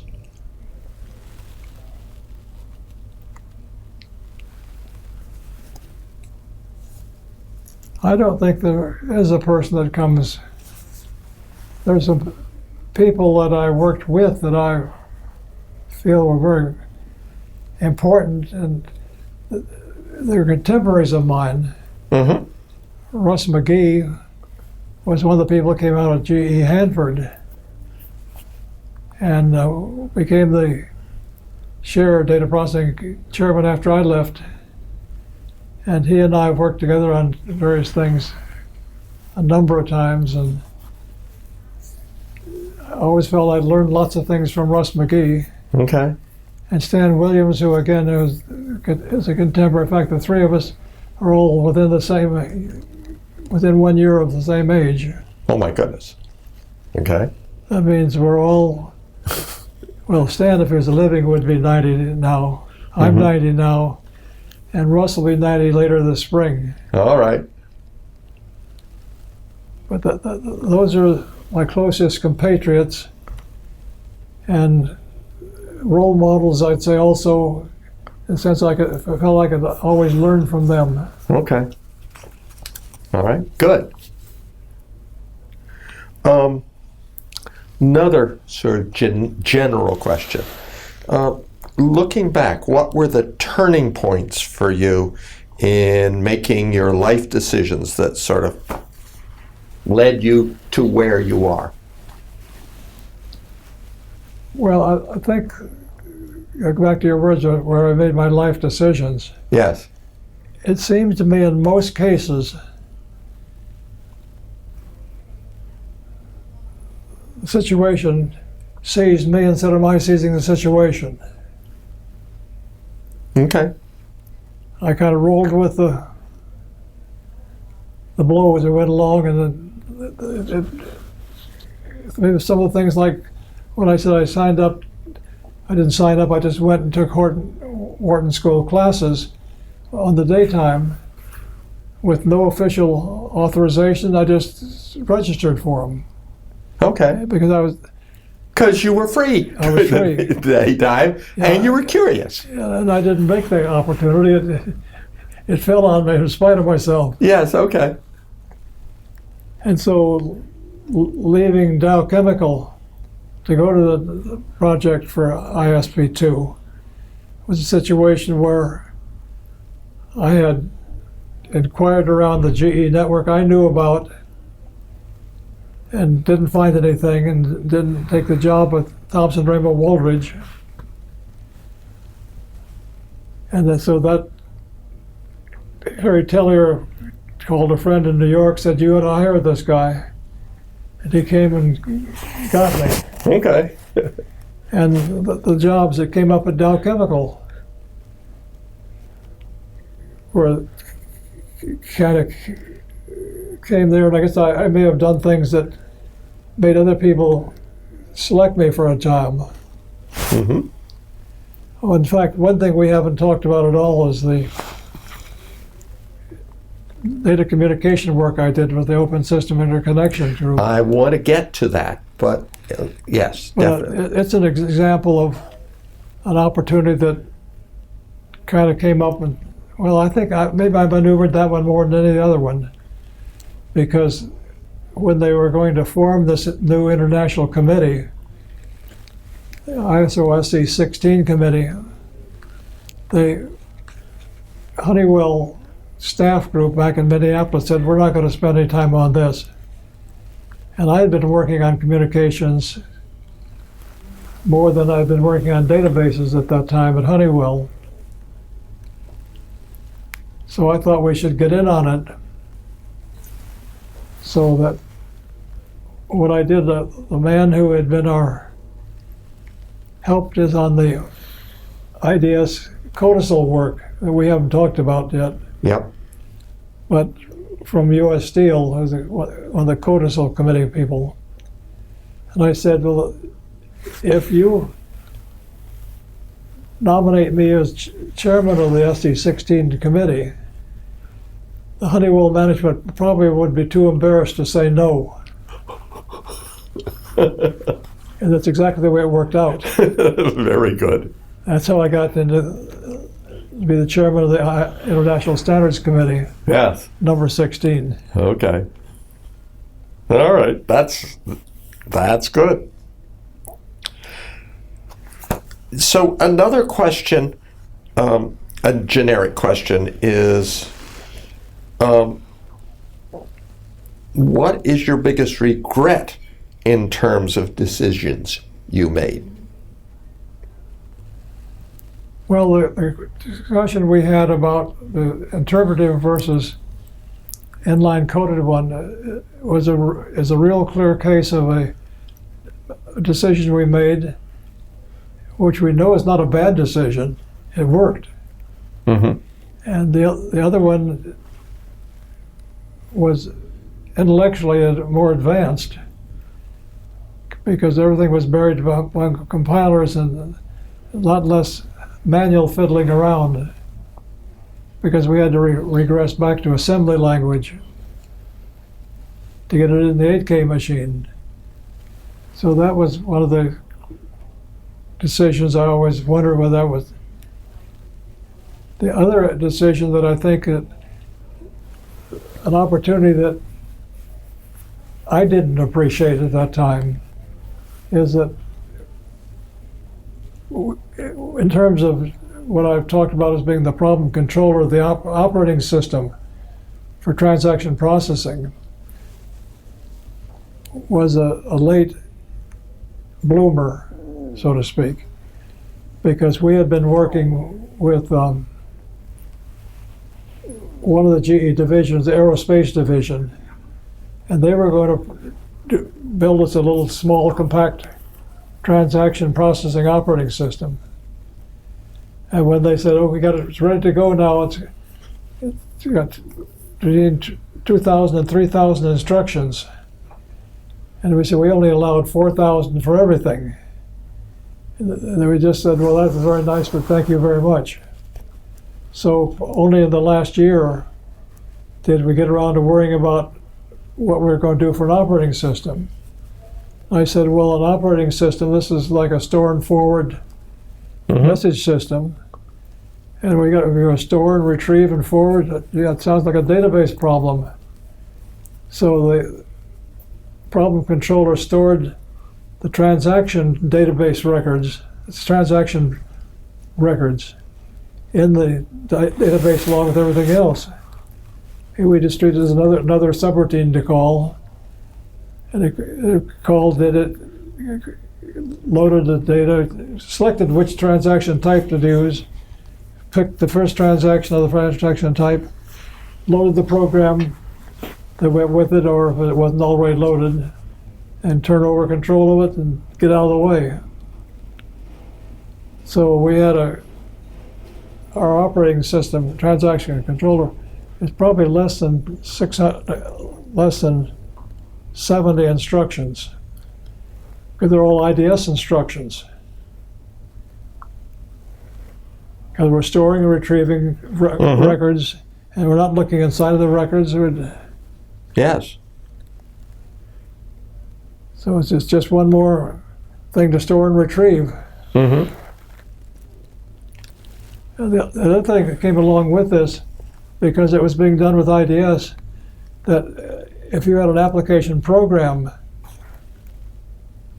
that needed to create a new transaction in the transaction world, it's all the data descriptions there you need to store a transaction record with all of its data.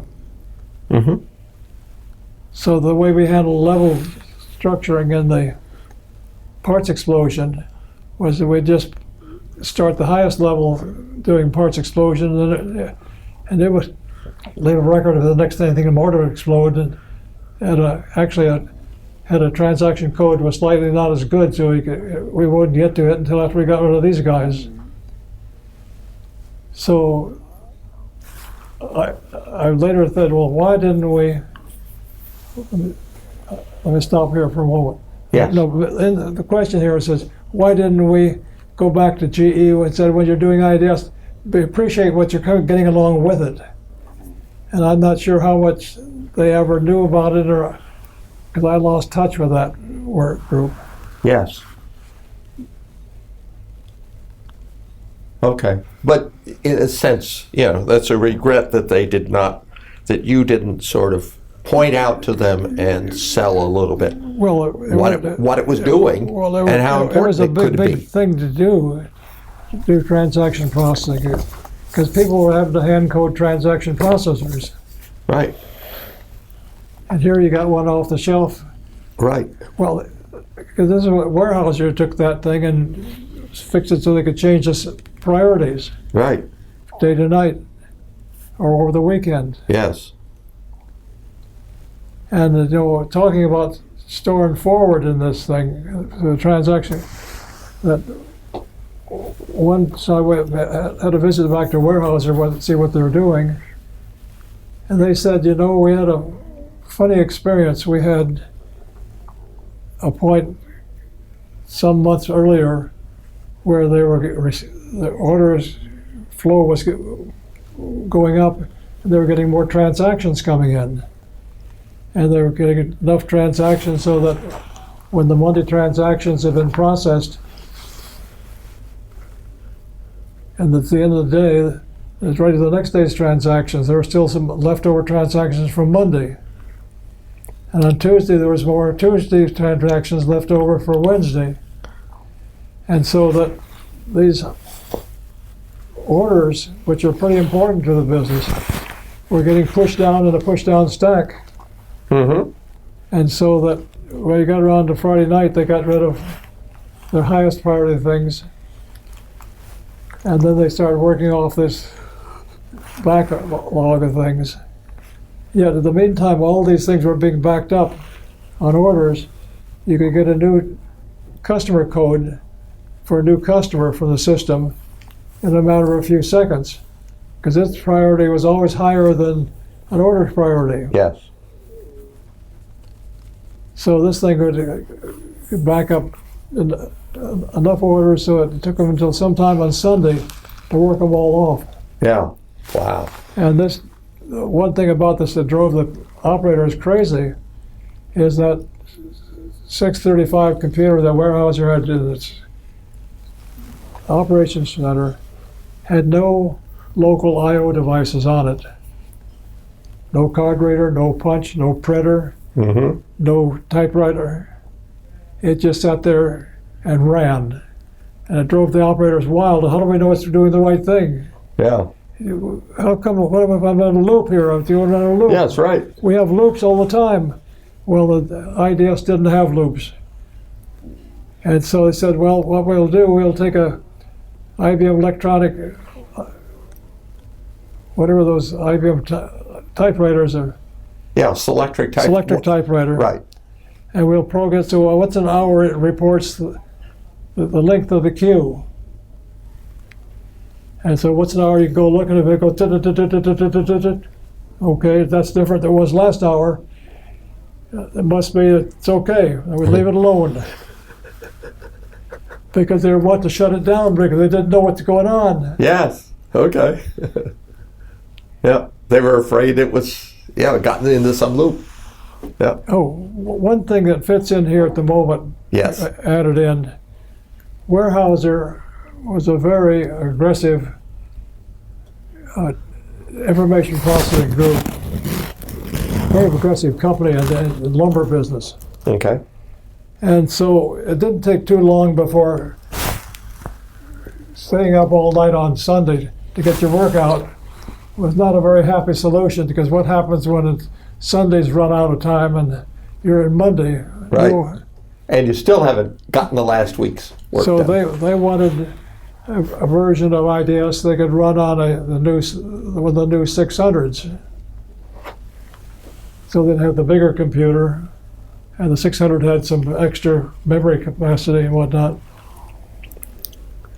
And they said we want it also so we can run transactions in parallel, shared access IDS. Okay. So we put together a team of GE Phoenix people with Weyerhaeuser Tacoma, Washington people, team operating up in Tacoma, Washington. That Russ McGee, who I've mentioned, is one of I started the project, he took it over. Yep. Russ always has a hard drive. He has the deliverables. Yes. And I can wave my arms, it's easy. You could just, it's like the architect. You don't have to build the building. That's right. Right. Don't have to worry about it. Well, anyway, they got it running so they ran multiple transactions. It did deadlock detection. It did, if you got a deadlock, it'd back everything out, and rearrange the sequence and start it up again. So it automatically recover and restart, which ran for years until they finally got the IBM itch. Well, Honeywell was by then had taken over the company, and they didn't have the same faith in Honeywell they did with GE. Right. I don't think Honeywell supported the 600 series the same way. Well, it was still being done in Phoenix. Yes. Called a 6000 now. Right. But anyway, that was the first shared access database also in the industry. Very interesting. Okay. And in fact, one of the interesting things we learned from it, they programmed it because they said, we don't know whether we want to lock memory for when it's somebody says, I want to access something. Do I lock it at the logical record level or lock it at the page level, the big block level? And it turns out if you lock a block, because you're locking actually one record in it, you got upwards of 60 records locked, and so you get more deadlocks. Some of which are not real. Right. Well, the deadlock's real, but the cause is not there. Yes, logically it didn't have to be deadlocked, but the hardware worked that way. That's right, hardware worked that way. Okay. So that they said they ran it both ways, and it turns out that you get far fewer deadlocks operating at the logical level, but the system ran slower because you got a lot more stuff to search to decide whether we got a lot more units were locked. Because somebody might have this page locked because he's got a purchase order with 10 purchase items on it. Yeah. Which might be on 10 different pages. Right. So it turns out they end up locking at the page level because that's got the greatest production, because that's what they wanted. As long as it's going to stop and recover itself, they just stand back, guys, and stay out of the way. Whatever goes fastest is bestest. Fastest is bestest. Yes. Right. Okay. Very good. Okay, I have a few more generic questions. One is, what were your most important life lessons?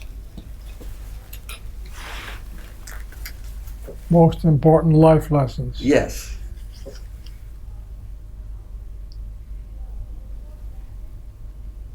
Well, let me think about that one. Let's go on to the next one. I'll come back Okay, to that. very good. What was your proudest moment?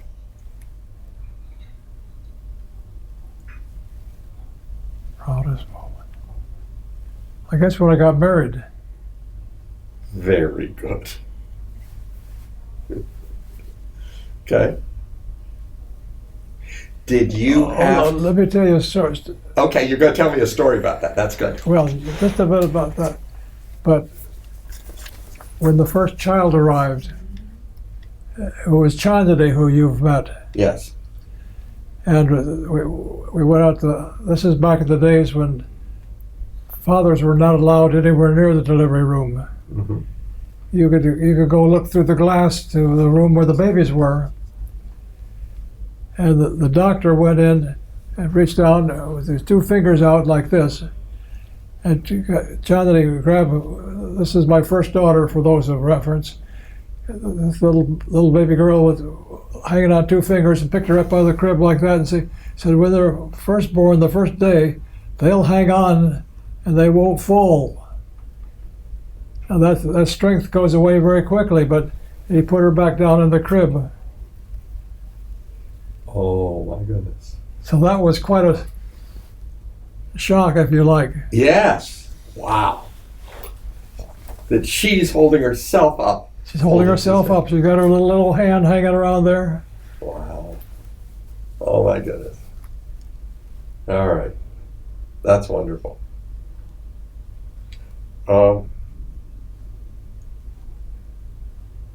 Good. Let me ask you one more.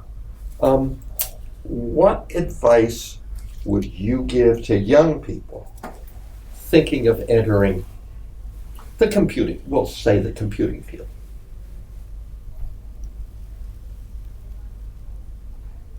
Well, the one really unusual thing I did was mix business school classes with engineering classes. And I fell into it. I think it's worthwhile for people trying to get a course in economics, a course in accounting, as part of your engineering education. A course in marketing, it could be a course in market management. Mm-hmm. Things which are skills that can be very important or can be critical to your success, or your company's success and what you're doing for them. So, and I think that one of the things that we're here today is because of the National Medal for Technology and Innovation that I won. I'm one of the few people in that group who was not a PhD. I say, well, that's really for engineers,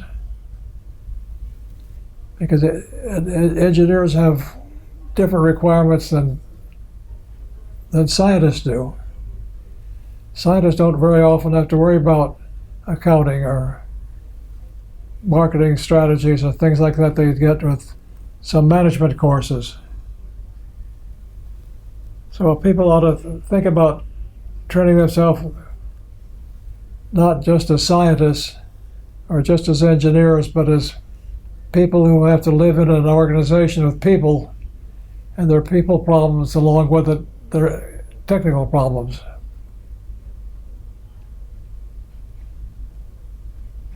Okay. Good. Good.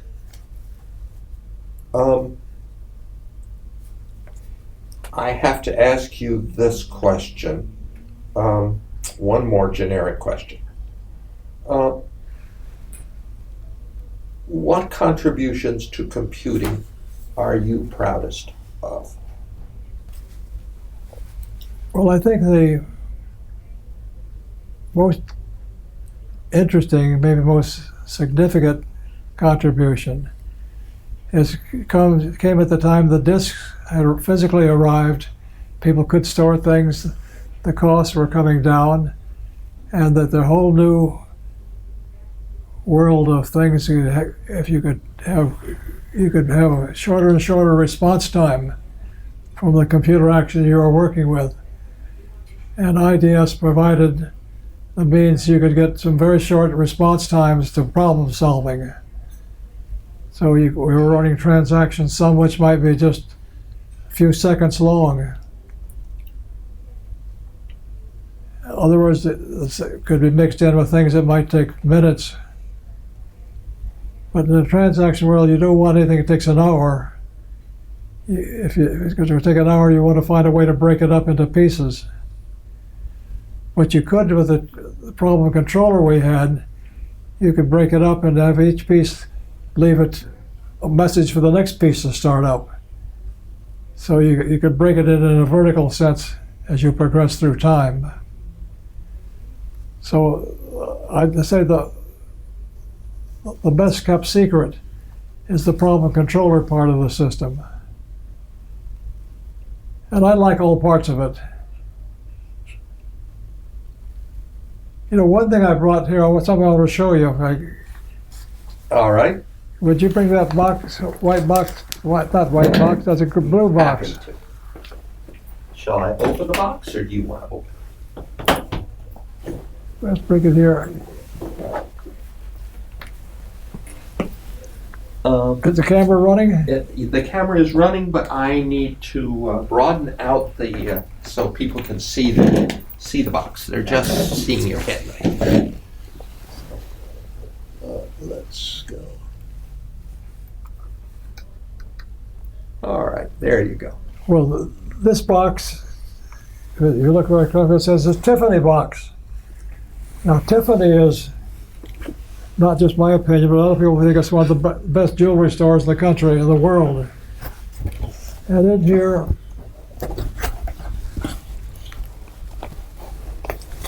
is a nice shiny bowl. And this bowl on here says, if I switch around here quickly, it says Charles W. Bachman, ACM Turing Award, 1973. Well, this was one of the thrills in my life, to receive this silver bowl as a gift from the ACM and for winning the Turing Prize. Now, the thing I think is interesting, that makes this thing consistent with the computer world we live in, and this is the fact that I also won a monetary prize of $1,000 for winning this prize. And if you this year, if you win the prize, the Turing Award, the prize is $1 million. It just shows that the prize money takes the prize for the what's the word I want to say? The prize for the award? I mean the Moore's Law? Moore's Law, yes. Yes. Gordon Moore, for how things grow exponentially? Exponentially in terms of speed and reduction in size and cost. Well, that's gone from $1,000 to $1 million, but this is the same loving cup. The same bowl they give today. Same old thing as today, and some people say that's a Revere bowl. First done by Paul Revere in Philadelphia and Boston. Right. So thank you very much. Okay. Good. Now, at some point, you move from working for the in New York City for GE's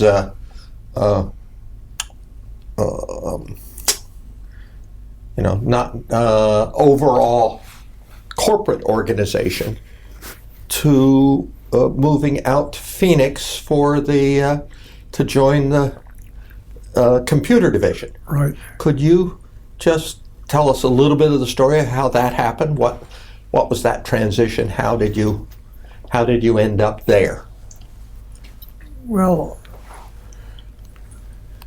if the integrated data store was going to become a product, it had to eventually have to be owned by Phoenix and the computer department out there. Mm-hmm.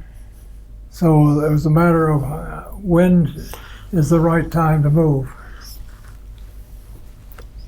And we had a neighborhood situation where the man next door had been threatening his wife with a gun, and my wife wanted to get out of there. Okay. So we probably moved faster than we would normally. So Connie was a little bit of an incentive there. Well, it was a big incentive. Okay. She wanted to move. All right. So we moved that summer. And I think it was slightly premature from a best yield product-wise, Mm-hmm.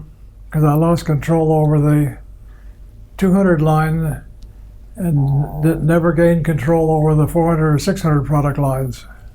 Okay. So I had to go out there and find a job for myself. Ah. And which most of the time I spent for a while, a couple of years, was on trying to promote IDS to the industry on the assumption that if we couldn't patent it, in fact, we had inquired to the GE patent department. And they said, well, the patent department doesn't patent software these days. Yep. So, It took them quite a while to eventually come around to doing that. Yes. well, they came around when the Supreme Court told them to do it. Yep. And it turns out that there were two patents that the same Honeywell attorney had submitted, and both have been rejected as being software. Mm-hmm. And he picked one of them, which wasn't mine. The other one was mine. Okay. Or I would have been that guy's name on that patent, which I would have delighted to have had happened. Yes. But this lawyer, his name I can't remember at the moment. Wasn't Regan, was it? What? Regan? No. No, because there was a patent lawyer at Honeywell by that name. But who had a habit of making several disclosures of embodiments of the patent. And he would do a hardware embodiment as well as a software embodiment on the assumption that you're not patenting an embodiment, that's an example. So he wanted to get an example that was legal and had been approved for a software patent, for a software embodiment. Mm-hmm. And the Supreme Court ruled on his behalf, and we all got our patents by and by. So, but that time went by the time when we were. So I said, well, there's two things you can do with this thing. You can either turn it loose, or you can get everyone to try to get it established as a national standard. Then you have a whole bunch of field people who know how to use it and sell it, and the rest have to catch up with you. Mm-hmm. So as long as we're not going to be able to control it, let's see if we can't get it approved as a codicil patent. And we went through several years of work with committee meetings every 2 or 3 months, and finally IBM put enough weight on that there's no way we'd get it passed as a codicil standard. And so that just kind of petered out. Oh.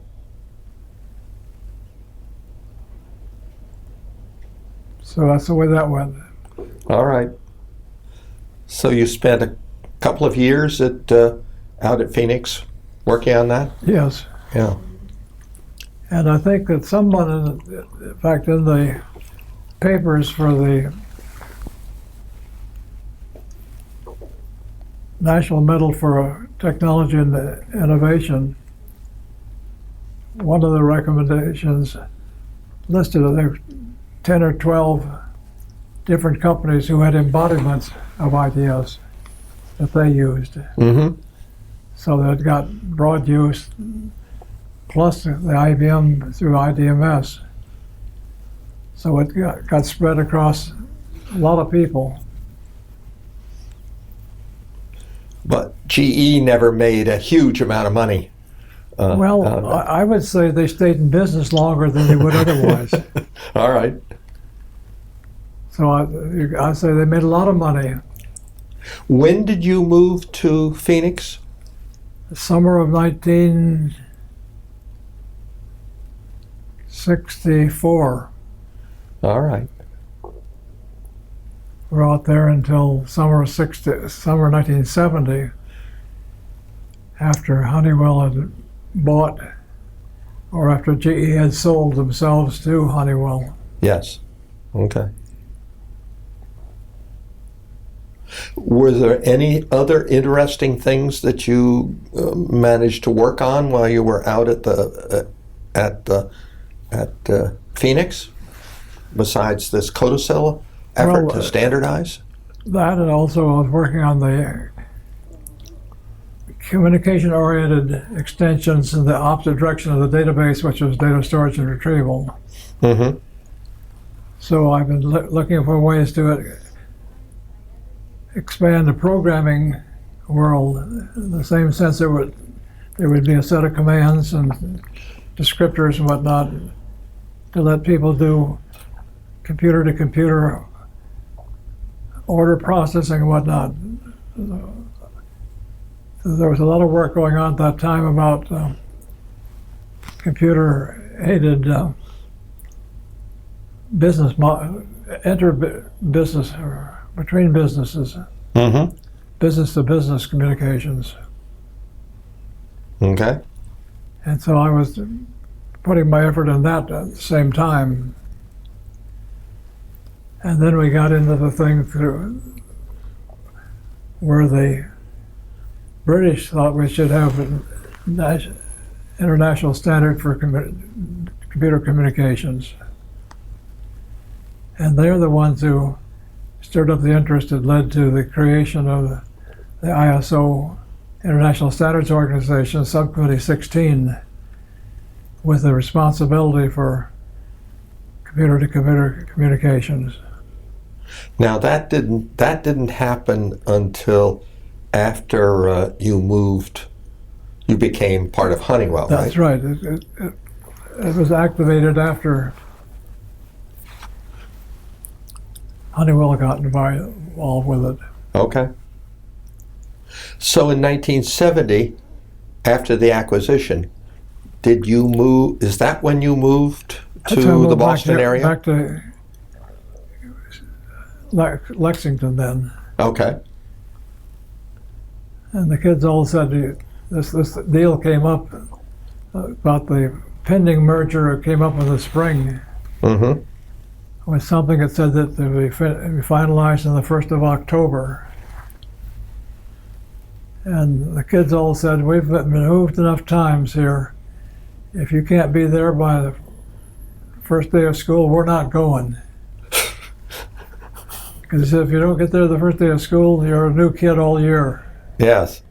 If you're there the first day of school, you're just one like everybody else. Okay. So in fact, I moved the family back here before the merger was finalized. Mm-hmm. Having talked to the people here at Honeywell, because Honeywell headquarters were just they're very close to where we are now. Mm-hmm. They're just down the road. Did you come in here by way of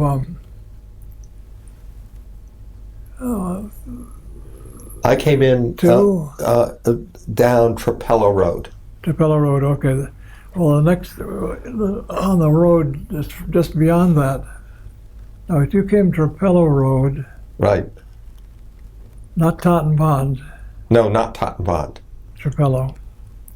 Anyway, right straight through here to the west, is where was the Honeywell's computer business centralized. Mm-hmm. Well, you've been to that location. Yes, I remember. They were. Well, there were certainly some main offices in. I think they were. I think it was. Were they in Wellesley? Yes, on The Route 60. marketing offices. That was marketing. That was yes. marketing in Wellesley, there by the Pillar House. Right. Yes. Exactly. Yeah, I remember that. I think that's where I met you down there. That could be. I think that's when. That was after Honeywell. Well, actually, yeah, you may have met me down there, but Honeywell bought Computer Control Company in the mid '60s. Yeah. So that's when I first, spent some time down in Wellesley. So anyway, so you came here, and so what were you going to work on?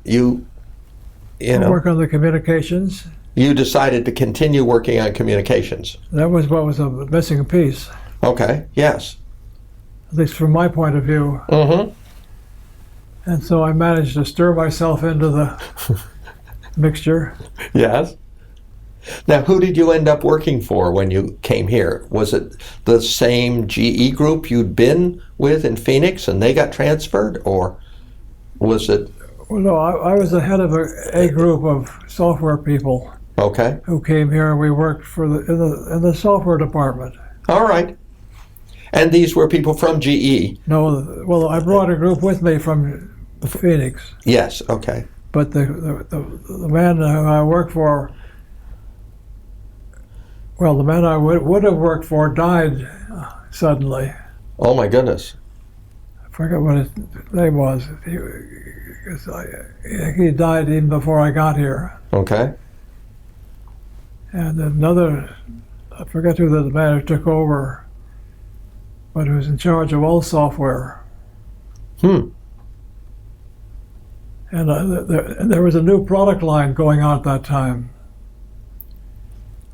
So there was software for the new product line, Oh, yes. They were trying to invent a new product line. NPL. Yes. And there was a Italian fellow, Ugo Gagliardi. Gagliardi, yes. Yes, who was, I think he was in charge of that in some sense. Yeah, he was there. In fact, I worked for him for a while. Okay. In fact, he's the only man I know of who reduced my salary. Really? He said, "You and Jacques Bouvard are both overpaid."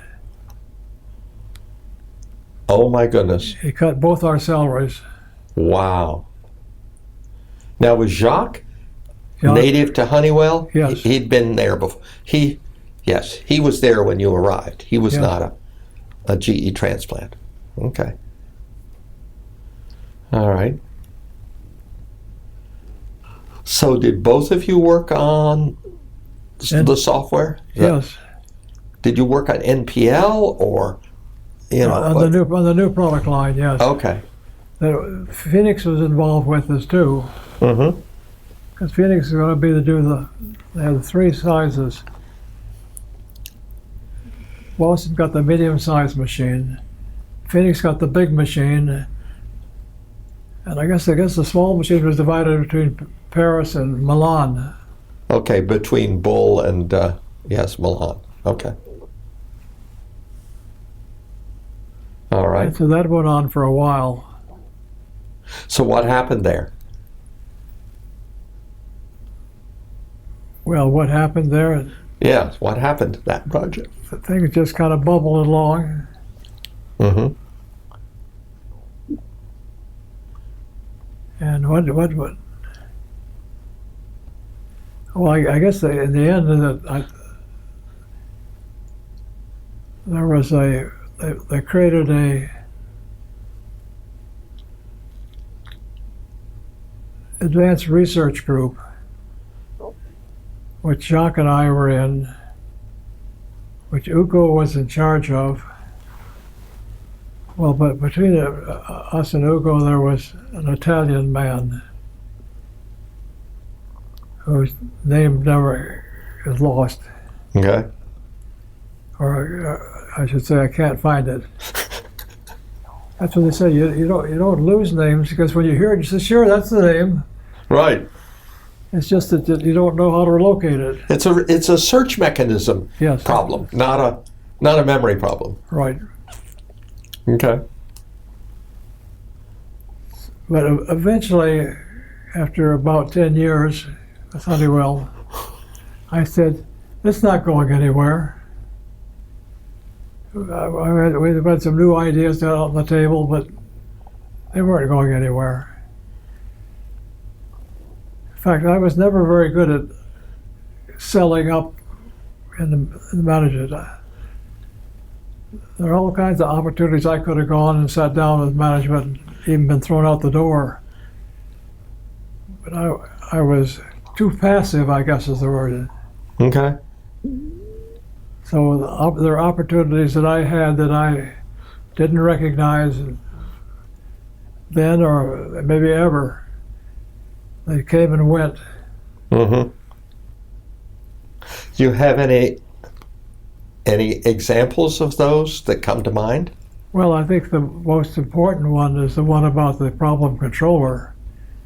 That there was because GE was saying that we have three-dimensional system. We do time sharing, we do batch, and we do something else. I forget what, 3 different dimensions. Well, transaction processing would be a highly qualified fourth dimension, which would have made a good marketing spiel about four-dimensional systems. Yes. And people desperately needed a transaction control system. Mm-hmm.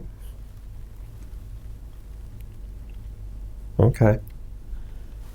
And yeah, And I worked on the international thing for the last 3 years I was with Honeywell. And I worked on it for a year while I was at Cullinane okay. as part-time activity. Then I decided this is not in Cullinane's best interest to spend my time here, so I resigned the position, which as a chairman of the group, I would have been automatically replaced at the end of 5 years, 5-year term. Mm-hmm. At the end of 4 years, I thought that it's time to go now. All right. Let's talk some more about that. Let's roll back on. I think you're speaking of your chairmanship of leadership in the OSI. Yeah. Development of the OSI model for computer-to-computer communications. Could you go back? Seven-level architecture. Yes, yes. Could you go back and tell us the story of when you first started working on that or thinking about that at Honeywell, and then the story about it moving to a standardization sort of process? Yeah. And how you became the chairman. Well, when I was working with my own definitions about adding on communication extension to COBOL. Mm-hmm. And someplace along the line I saw an IBM presentation of their 6-level architectural structure for communications, which was very similar to the one I have been constructing for Honeywell. This was SNA? Yes. Yes, their system network architecture. Okay. Now, SNA had some fundamental problems. First of all, it was a hierarchical system and not a network system.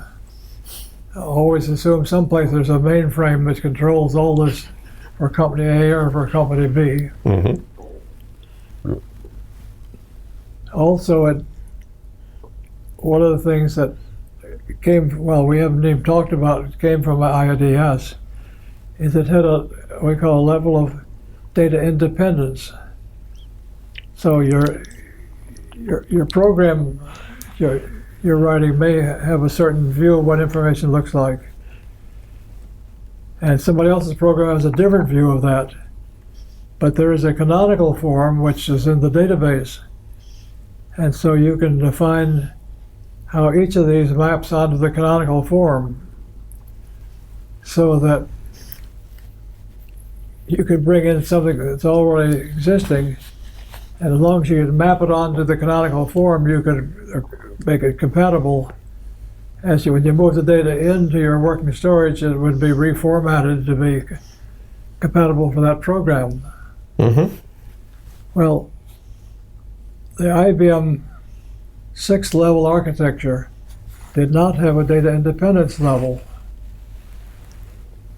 And I thought, well, this is just exactly the same kind of thing that we had in IDS. You had the ability that you have two different things that you know in terms of a canonical form, that you can transform one into the other. Mm-hmm. In fact, in the group working at Honeywell, we spec at a committee carry on of the coastal group that was looking at how to handle the problem of data independence. And the general picture we had was that you got somebody sitting at a terminal with one view of data, accessing data which is in another representation of the same information. Then we should be able to, if I have the mapping of these two both onto the canonical form, then I can transform from one to the other. Mm-hmm. And so I said, well, let's just move that layer over into what IBM's doing, because the basic problem is every place around. And there was a report out written by a computer science professor up in the University of Montreal on the solution that our committee created for data independence. So that was part of what I thought I could add, in fact did add to my, now 6 level became 7 levels. Mm-hmm. And I said, I accept what IBM has said for the other levels, as long as they all work together and this data independence level fits in here. And you can either implement it so I can convert it to the receiving end or the sending end or someplace in between, depending on how you implement it. But at least intellectually we know what has to map onto what. Yes. Okay. And so when this proposal came out of an Australian meeting of the TC 97, Technical Committee 97, I think it is, to create a new SC 16 to do the communication standards. And it was voted on, well, as one man who is here in Lexington now, John Day, who I see quite often, who was on that international committee and stayed with it and is still actively pursuing the longer-term view that we worked on, in contrast to what the current internet is. Yes. In fact, as someone said very carefully, the internet is a uninet because it only supports one network. Right. Doesn't support any other networks. Yeah. Where the 7-layer model did have a node-to-node conversion between 2 layers, between the two networks. Again, based on some canonical form, but translate from one to the other. But maybe it's only the control characters you have to change, or at some level down, maybe it's just, you don't have to play with the content of the message. Okay. But at least you had to gain control of it. So there's an ongoing effort right now to resurrect some of the DC 97 work coming out of Europe. Okay. And a lot of that work came from Europe in the first place. Right. Right. So going back though to this time at Honeywell, I Honeywell understand work- what you sort of the work you did a little bit at Honeywell. Now, Now we're working with the committee. Well, as I said, at a certain point came that I could see that Honeywell wasn't going to do anything about it. They didn't do advanced database implementation, and really would not have their heart in communications. Yes. I said, well, I'll go see if I can get a job with John Cullinane. Well, can we go back? I mean, you're skipping ahead. I want to hear about how you got on the OSI committee and what you did there. Okay, you want to hear that again? Well, I want it on tape. Yeah, okay. I've heard it before. Okay, very good. Yes, there's sort of two issues here, whether I know it or That's true. we have it on Tape tape. doesn't know it. Yes, exactly. Thank you. Well, I heard about this new committee coming up, and I inquired around Honeywell up at corporate headquarters where this issue would have been talked about. And they said they were not going to support it because they were not interested in that communications. Mm-hmm. Now, at what level up there they decided that, or who all agreed with that, I don't know. But there existed a man named Warren Simmons who worked for U.S. Steel, who was one of the old Codicil Committee members, and who'd also been chairman of that extension of the Codicil Committee that tried to standardize IDS and could not get a majority on it. Mm-hmm. And I called Warren and said, Honeywell's not going to support this activity, which you're interested in, but if you got me appointed chairman of it, I don't think they'd have the guts to say, no, you can't work on that.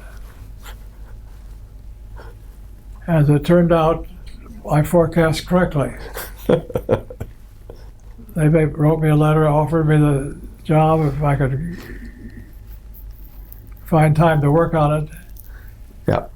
And I passed the letter back up management levels at Honeywell, and they said, okay, you can, that's all right. That's in Honeywell's interest to have you there. Assuming they felt they could control me and therefore control the committee. Right. The first premise might have been a little off, A little off. that they can control you. Well, I thought I was doing what was the best in Honeywell's interest. Absolutely. And I knew more about it than anyone else did. Especially people in Minneapolis. Yes, staff people there are. Well, probably the man who said Honeywell wouldn't do anything about it was probably the most right, Uh-huh. because they didn't do anything about it. Yes. They were trying to get themselves out of the business Right. and take as much money out as they could at the same time. Mm-hmm. But anyway, I was duly appointed, first of all, as the chairman of the American Committee working on it, so that when they had a meeting of the of the international group, all in one place, I wouldn't be chairman of that group till that group appointed me their chairman. But the American group could appoint me head of the American group. Mm-hmm. And so I wrote one more draft of what I've been working on for Honeywell and made it more neutral sounding. And this is the American position now, it's not a Honeywell position. Mm-hmm. And which was quite thorough and quite complete. And so everyone got together and said, this is the best draft we've got. So they accepted that, as which they wanted to do some work on, of course. Everybody wants to put some of their own love or truth or whatnot into every standard. Absolutely. They want to make it their own. Yes. But we made it our own, the American proposal. And then at the meeting, we got together and voted on it and accepted it. And got myself appointed as chairman of the American ANSI group, American National Standards Institute, which is the American side of the standards. Mm-hmm. And then at the international meeting, everyone provided their drafts from their country. And the American draft was one other thing I need to back up. Okay. One of the rules in that ISO Yes. is that whatever country is going to be the rapporteur, the official secretary for an ISO committee, has to have the chairmanship too, Mm-hmm. which is probably good practice. Mm-hmm. So that the meeting in Australia had appointed the American ANSI as the official reporter of this new committee. Chairman unknown, but Mm-hmm. and therefore, having gotten around in America, said, okay, the American Standards Group chairman is Charlie Bachman. Then he obviously ought to be the ISO standard, so we don't have any conflict up here. Right. So I got appointed chairman of the ANSI group and the ISO group. Mm-hmm. And started on several years of world travel and trying to perfect this written specification. And negotiate a compromise that would. And along the way, I tried to introduce into this specification data structure diagrams as part of the formal specification. Mm-hmm. And it went in, the next meeting it went out. The next meeting it went back in again, then it went out. So it never ended up in the final report. But one of the things that you get side effects. I had a group of delegates from Japan that were in a meeting, and they said the data structure diagram has boxes and lines. Mm-hmm. And it turns out a box looks like 4 lines. So they said, well, why don't you put a little extra line around 2 sides and make it a shadow? Because boxes make shadows. Lines don't make shadows. So that when we got around to, we drew all of our entity boxes with a box with a shadowed on the right side and across the bottom. Okay. So it very clearly made a distinct symbol out of the box, where before it was confused with four lines. Okay. So thanks to the Japanese, we have shadow boxes.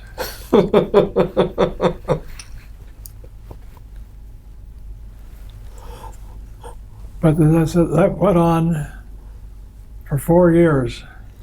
Mm-hmm. And at the last meeting, we took the draft, which had come to the meeting, to Paris. I don't forget where the prior meeting was, but we did some little trimming here and there, got it retyped, what needed retyping, and then we all piled into a deux chevaux. You know what a deux chevaux is? No, I do not. That's a 2-cylinder not Austin car, Renault car? Renault. Yes. It's one of these canvas top things Uh-huh. to drive down to the IBM office so we could duplicate the copy here, so we get all the take-home copies that had been signed. Okay. as an accepted standard.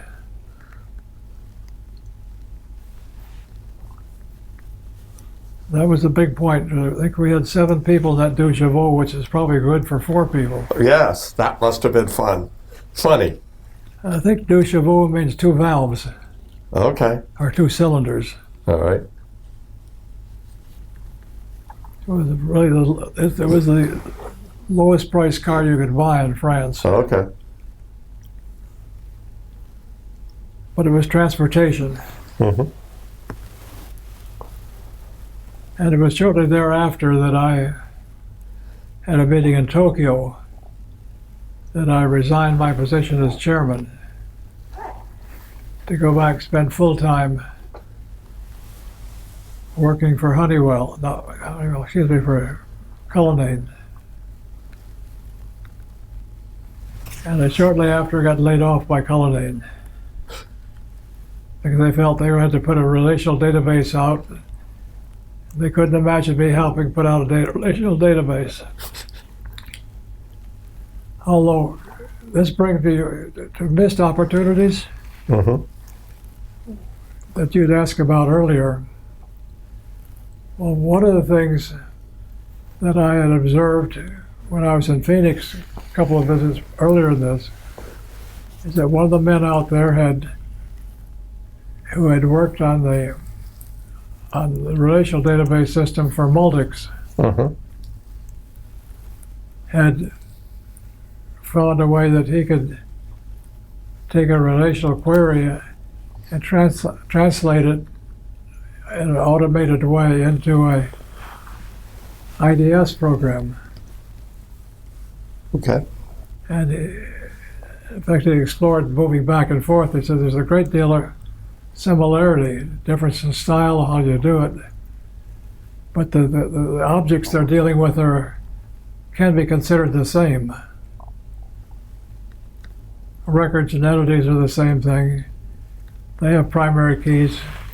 We don't talk about primary keys, but we have primary keys. And so he had a demonstrable package of this that ran in the 600. Mm-hmm. That he was in the advanced research group in Phoenix, and that wasn't going anywhere. And I knew about it, and I wasn't smart enough to suggest to John Cullinan that we know the solution to your problem. People want a relational database, but SQL is just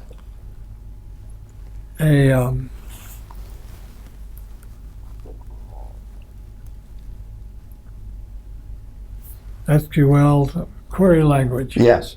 It's a query language, it's not a database system. Right. And so people have been struggling to try to find a database system to fit under it. Mm-hmm. And I said, well, all we wanted, being SQL compatible is what our goal should be. So you could say, you want SQL? Sure, here's what you type into the terminal. You're into the SQL world, and you can run it against your existing databases, Mm-hmm. or against separate databases when you want to.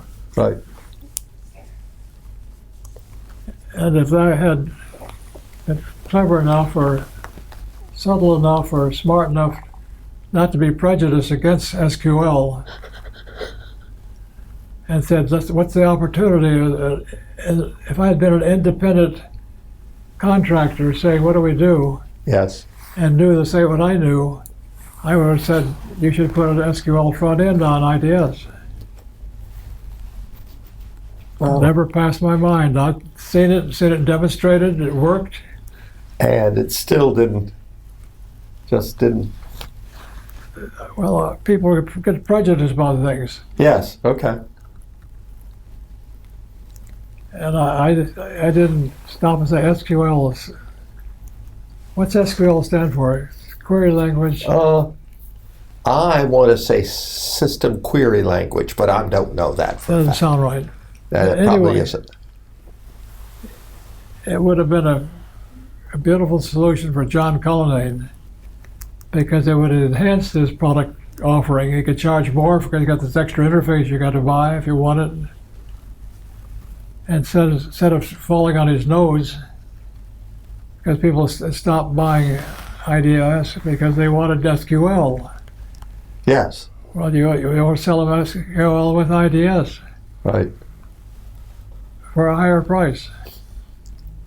That would have been good. Definitely. And he could have gotten there before, and IBM didn't go the other way.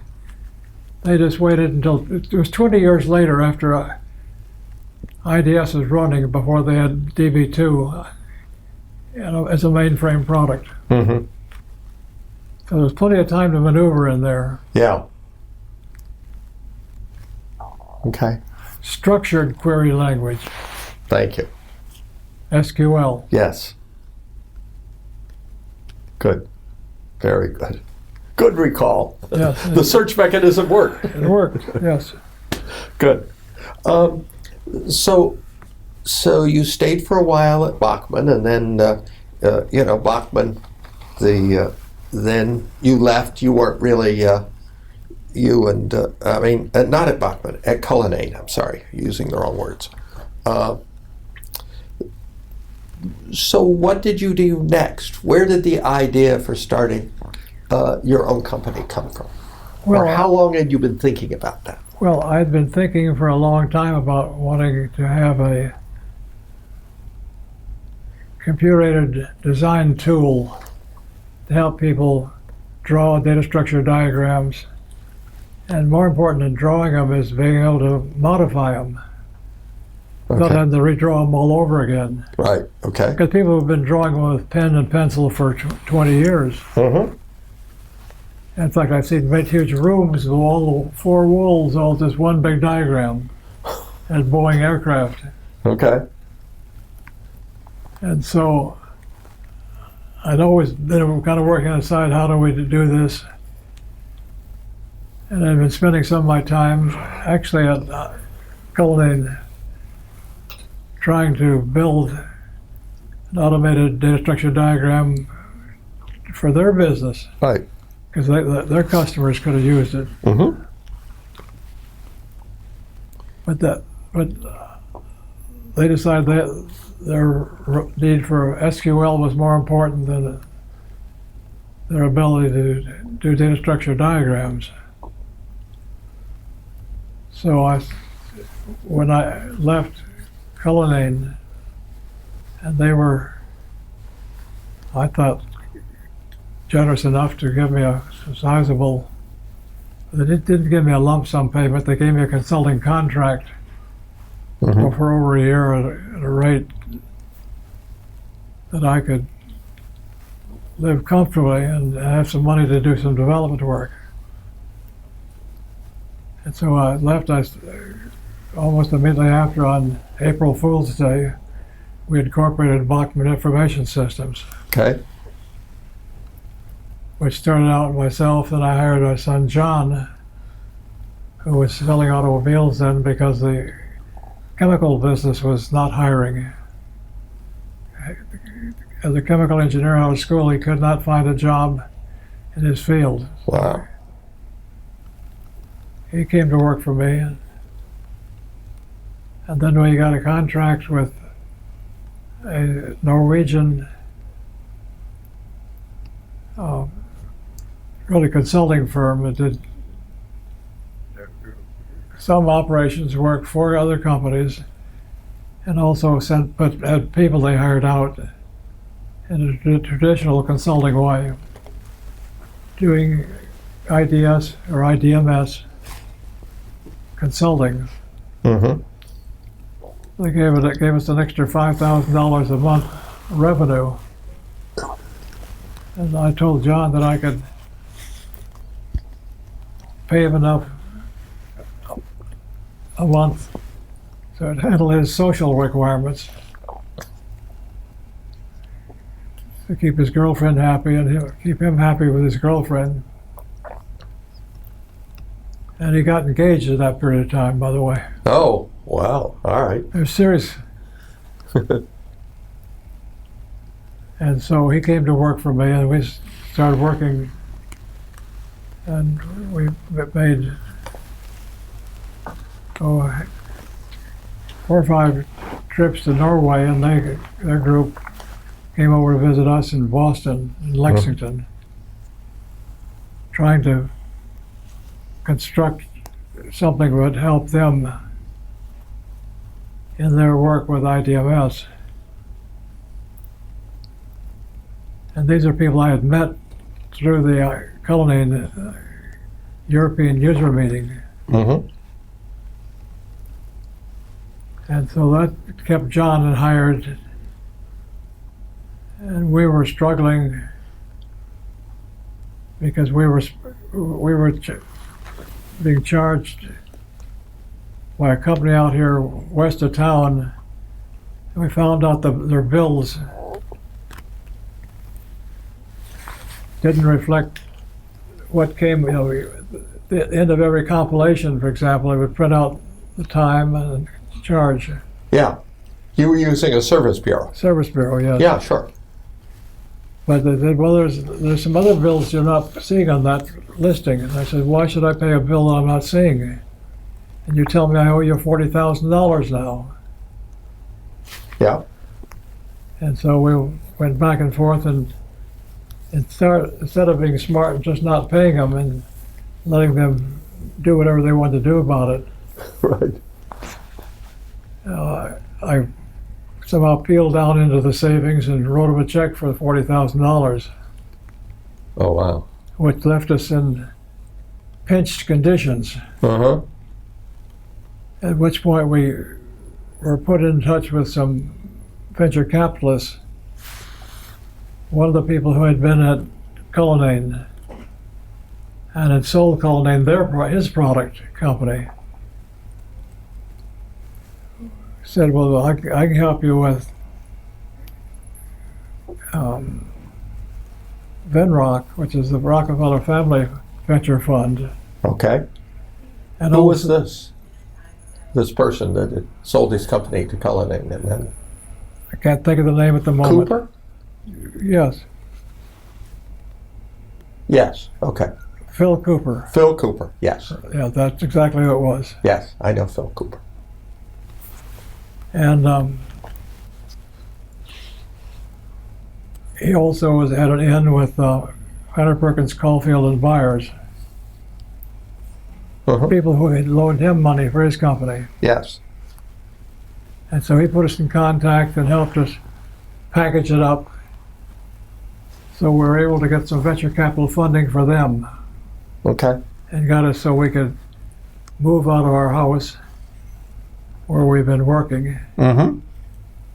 and move down into not Kendall Square, but down closer to the bridge. Yes. Somewhere there. He was in one building and he had some extra space in that building for a while that he rented us, so he cut his costs. And then we got too big for that area, and we took a space out at the Burlington Mall. Mm-hmm. There's an industrial park out there. Okay. And by that time we needed 2 floors.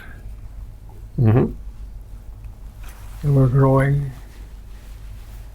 And you were still working on the design tools for. Yeah, in fact, the entire period of time that Bachman Information Systems existed was all computer-aided software design tools for database design, for communications, for process control. Okay. All right. And, well, one important thing that I don't think anyone ever whispered to me or even shouted at me about is that one thing you're supposed to learn is that you're supposed to spend less money than you make. And if you spend less money than you make, you'll just do fine forever.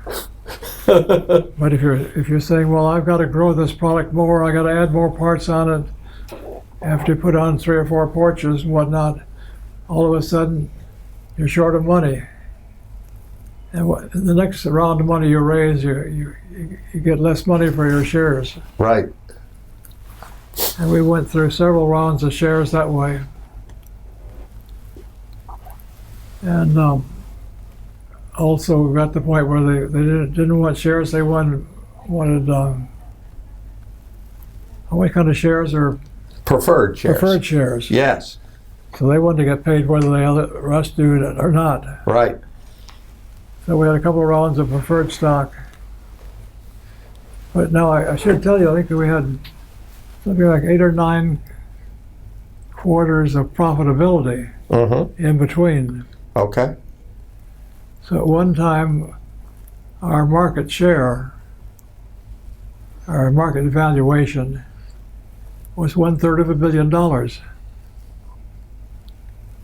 But I couldn't sell stock. Yes. Right, because you were locked up. Yes. I was locked up. Of course. I know. So my career with them it lasted 14 years. Uh-huh. And it was an interesting 14 years.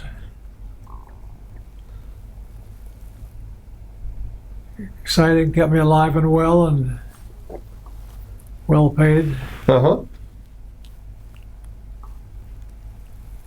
And sold a lot of versions of the data structure diagram drawer. Uh-huh.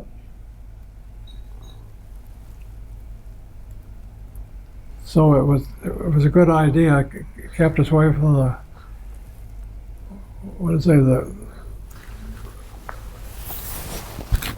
red line Right. But for 15 years. that's pretty good. Long enough that we could buy a house and retire and buy a house in Tucson, Arizona, Uh-huh. and then sell it for twice what we paid for it. There's nothing wrong with that. So by the time we put that money in, and other money we've been saving, we had a lot of bond stocks. Uh-huh. I mean, shares of bonds we owned, Yes. mostly government bonds, Uh-huh. which is taking care of us to get us here. Okay. Good. What happened in the end to Bachman? And the business of, the tools that helped you with data structure diagrams. Well, the tools, because that people's work habits changed. They weren't designing big databases anymore. Ah. And so that the structured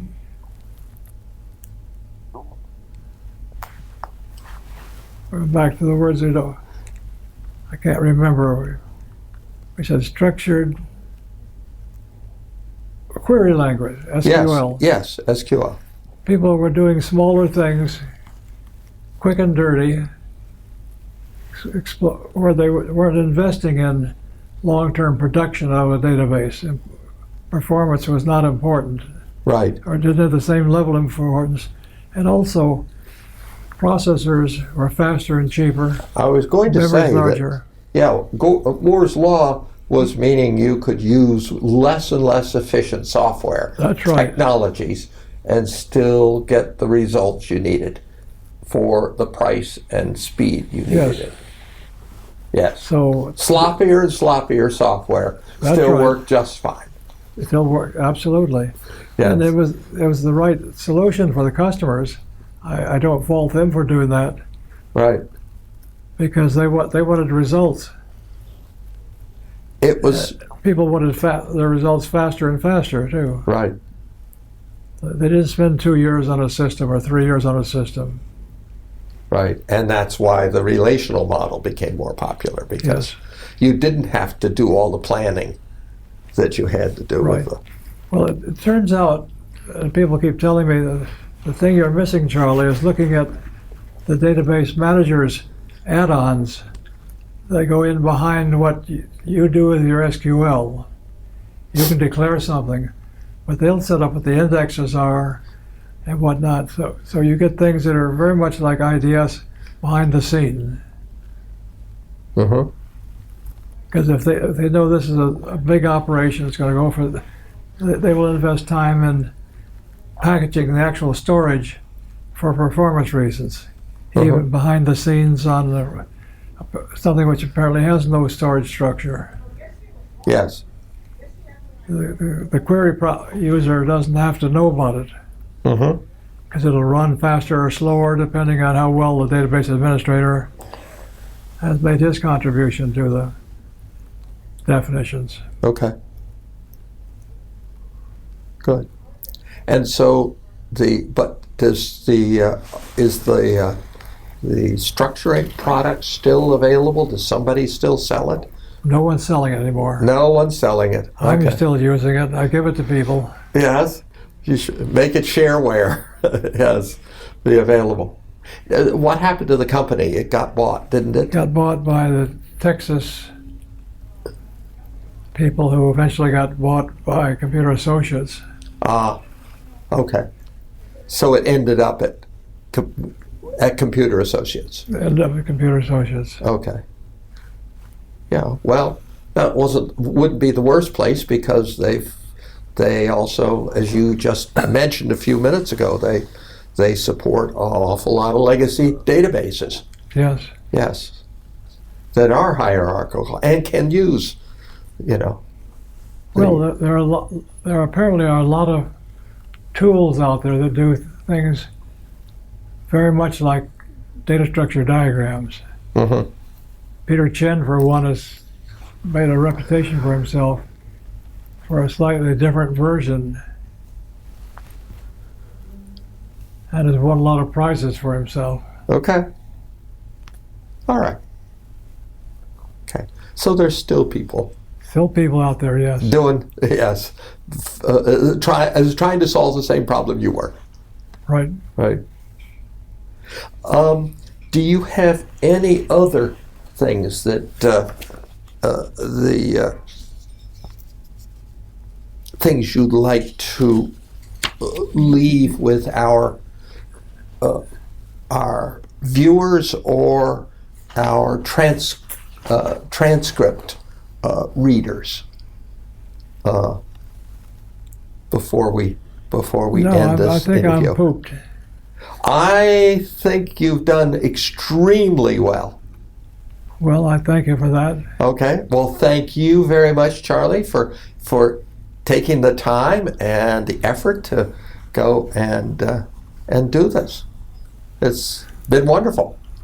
Well, it's been a fun experience. I don't think it was being work. I just think it's been exciting.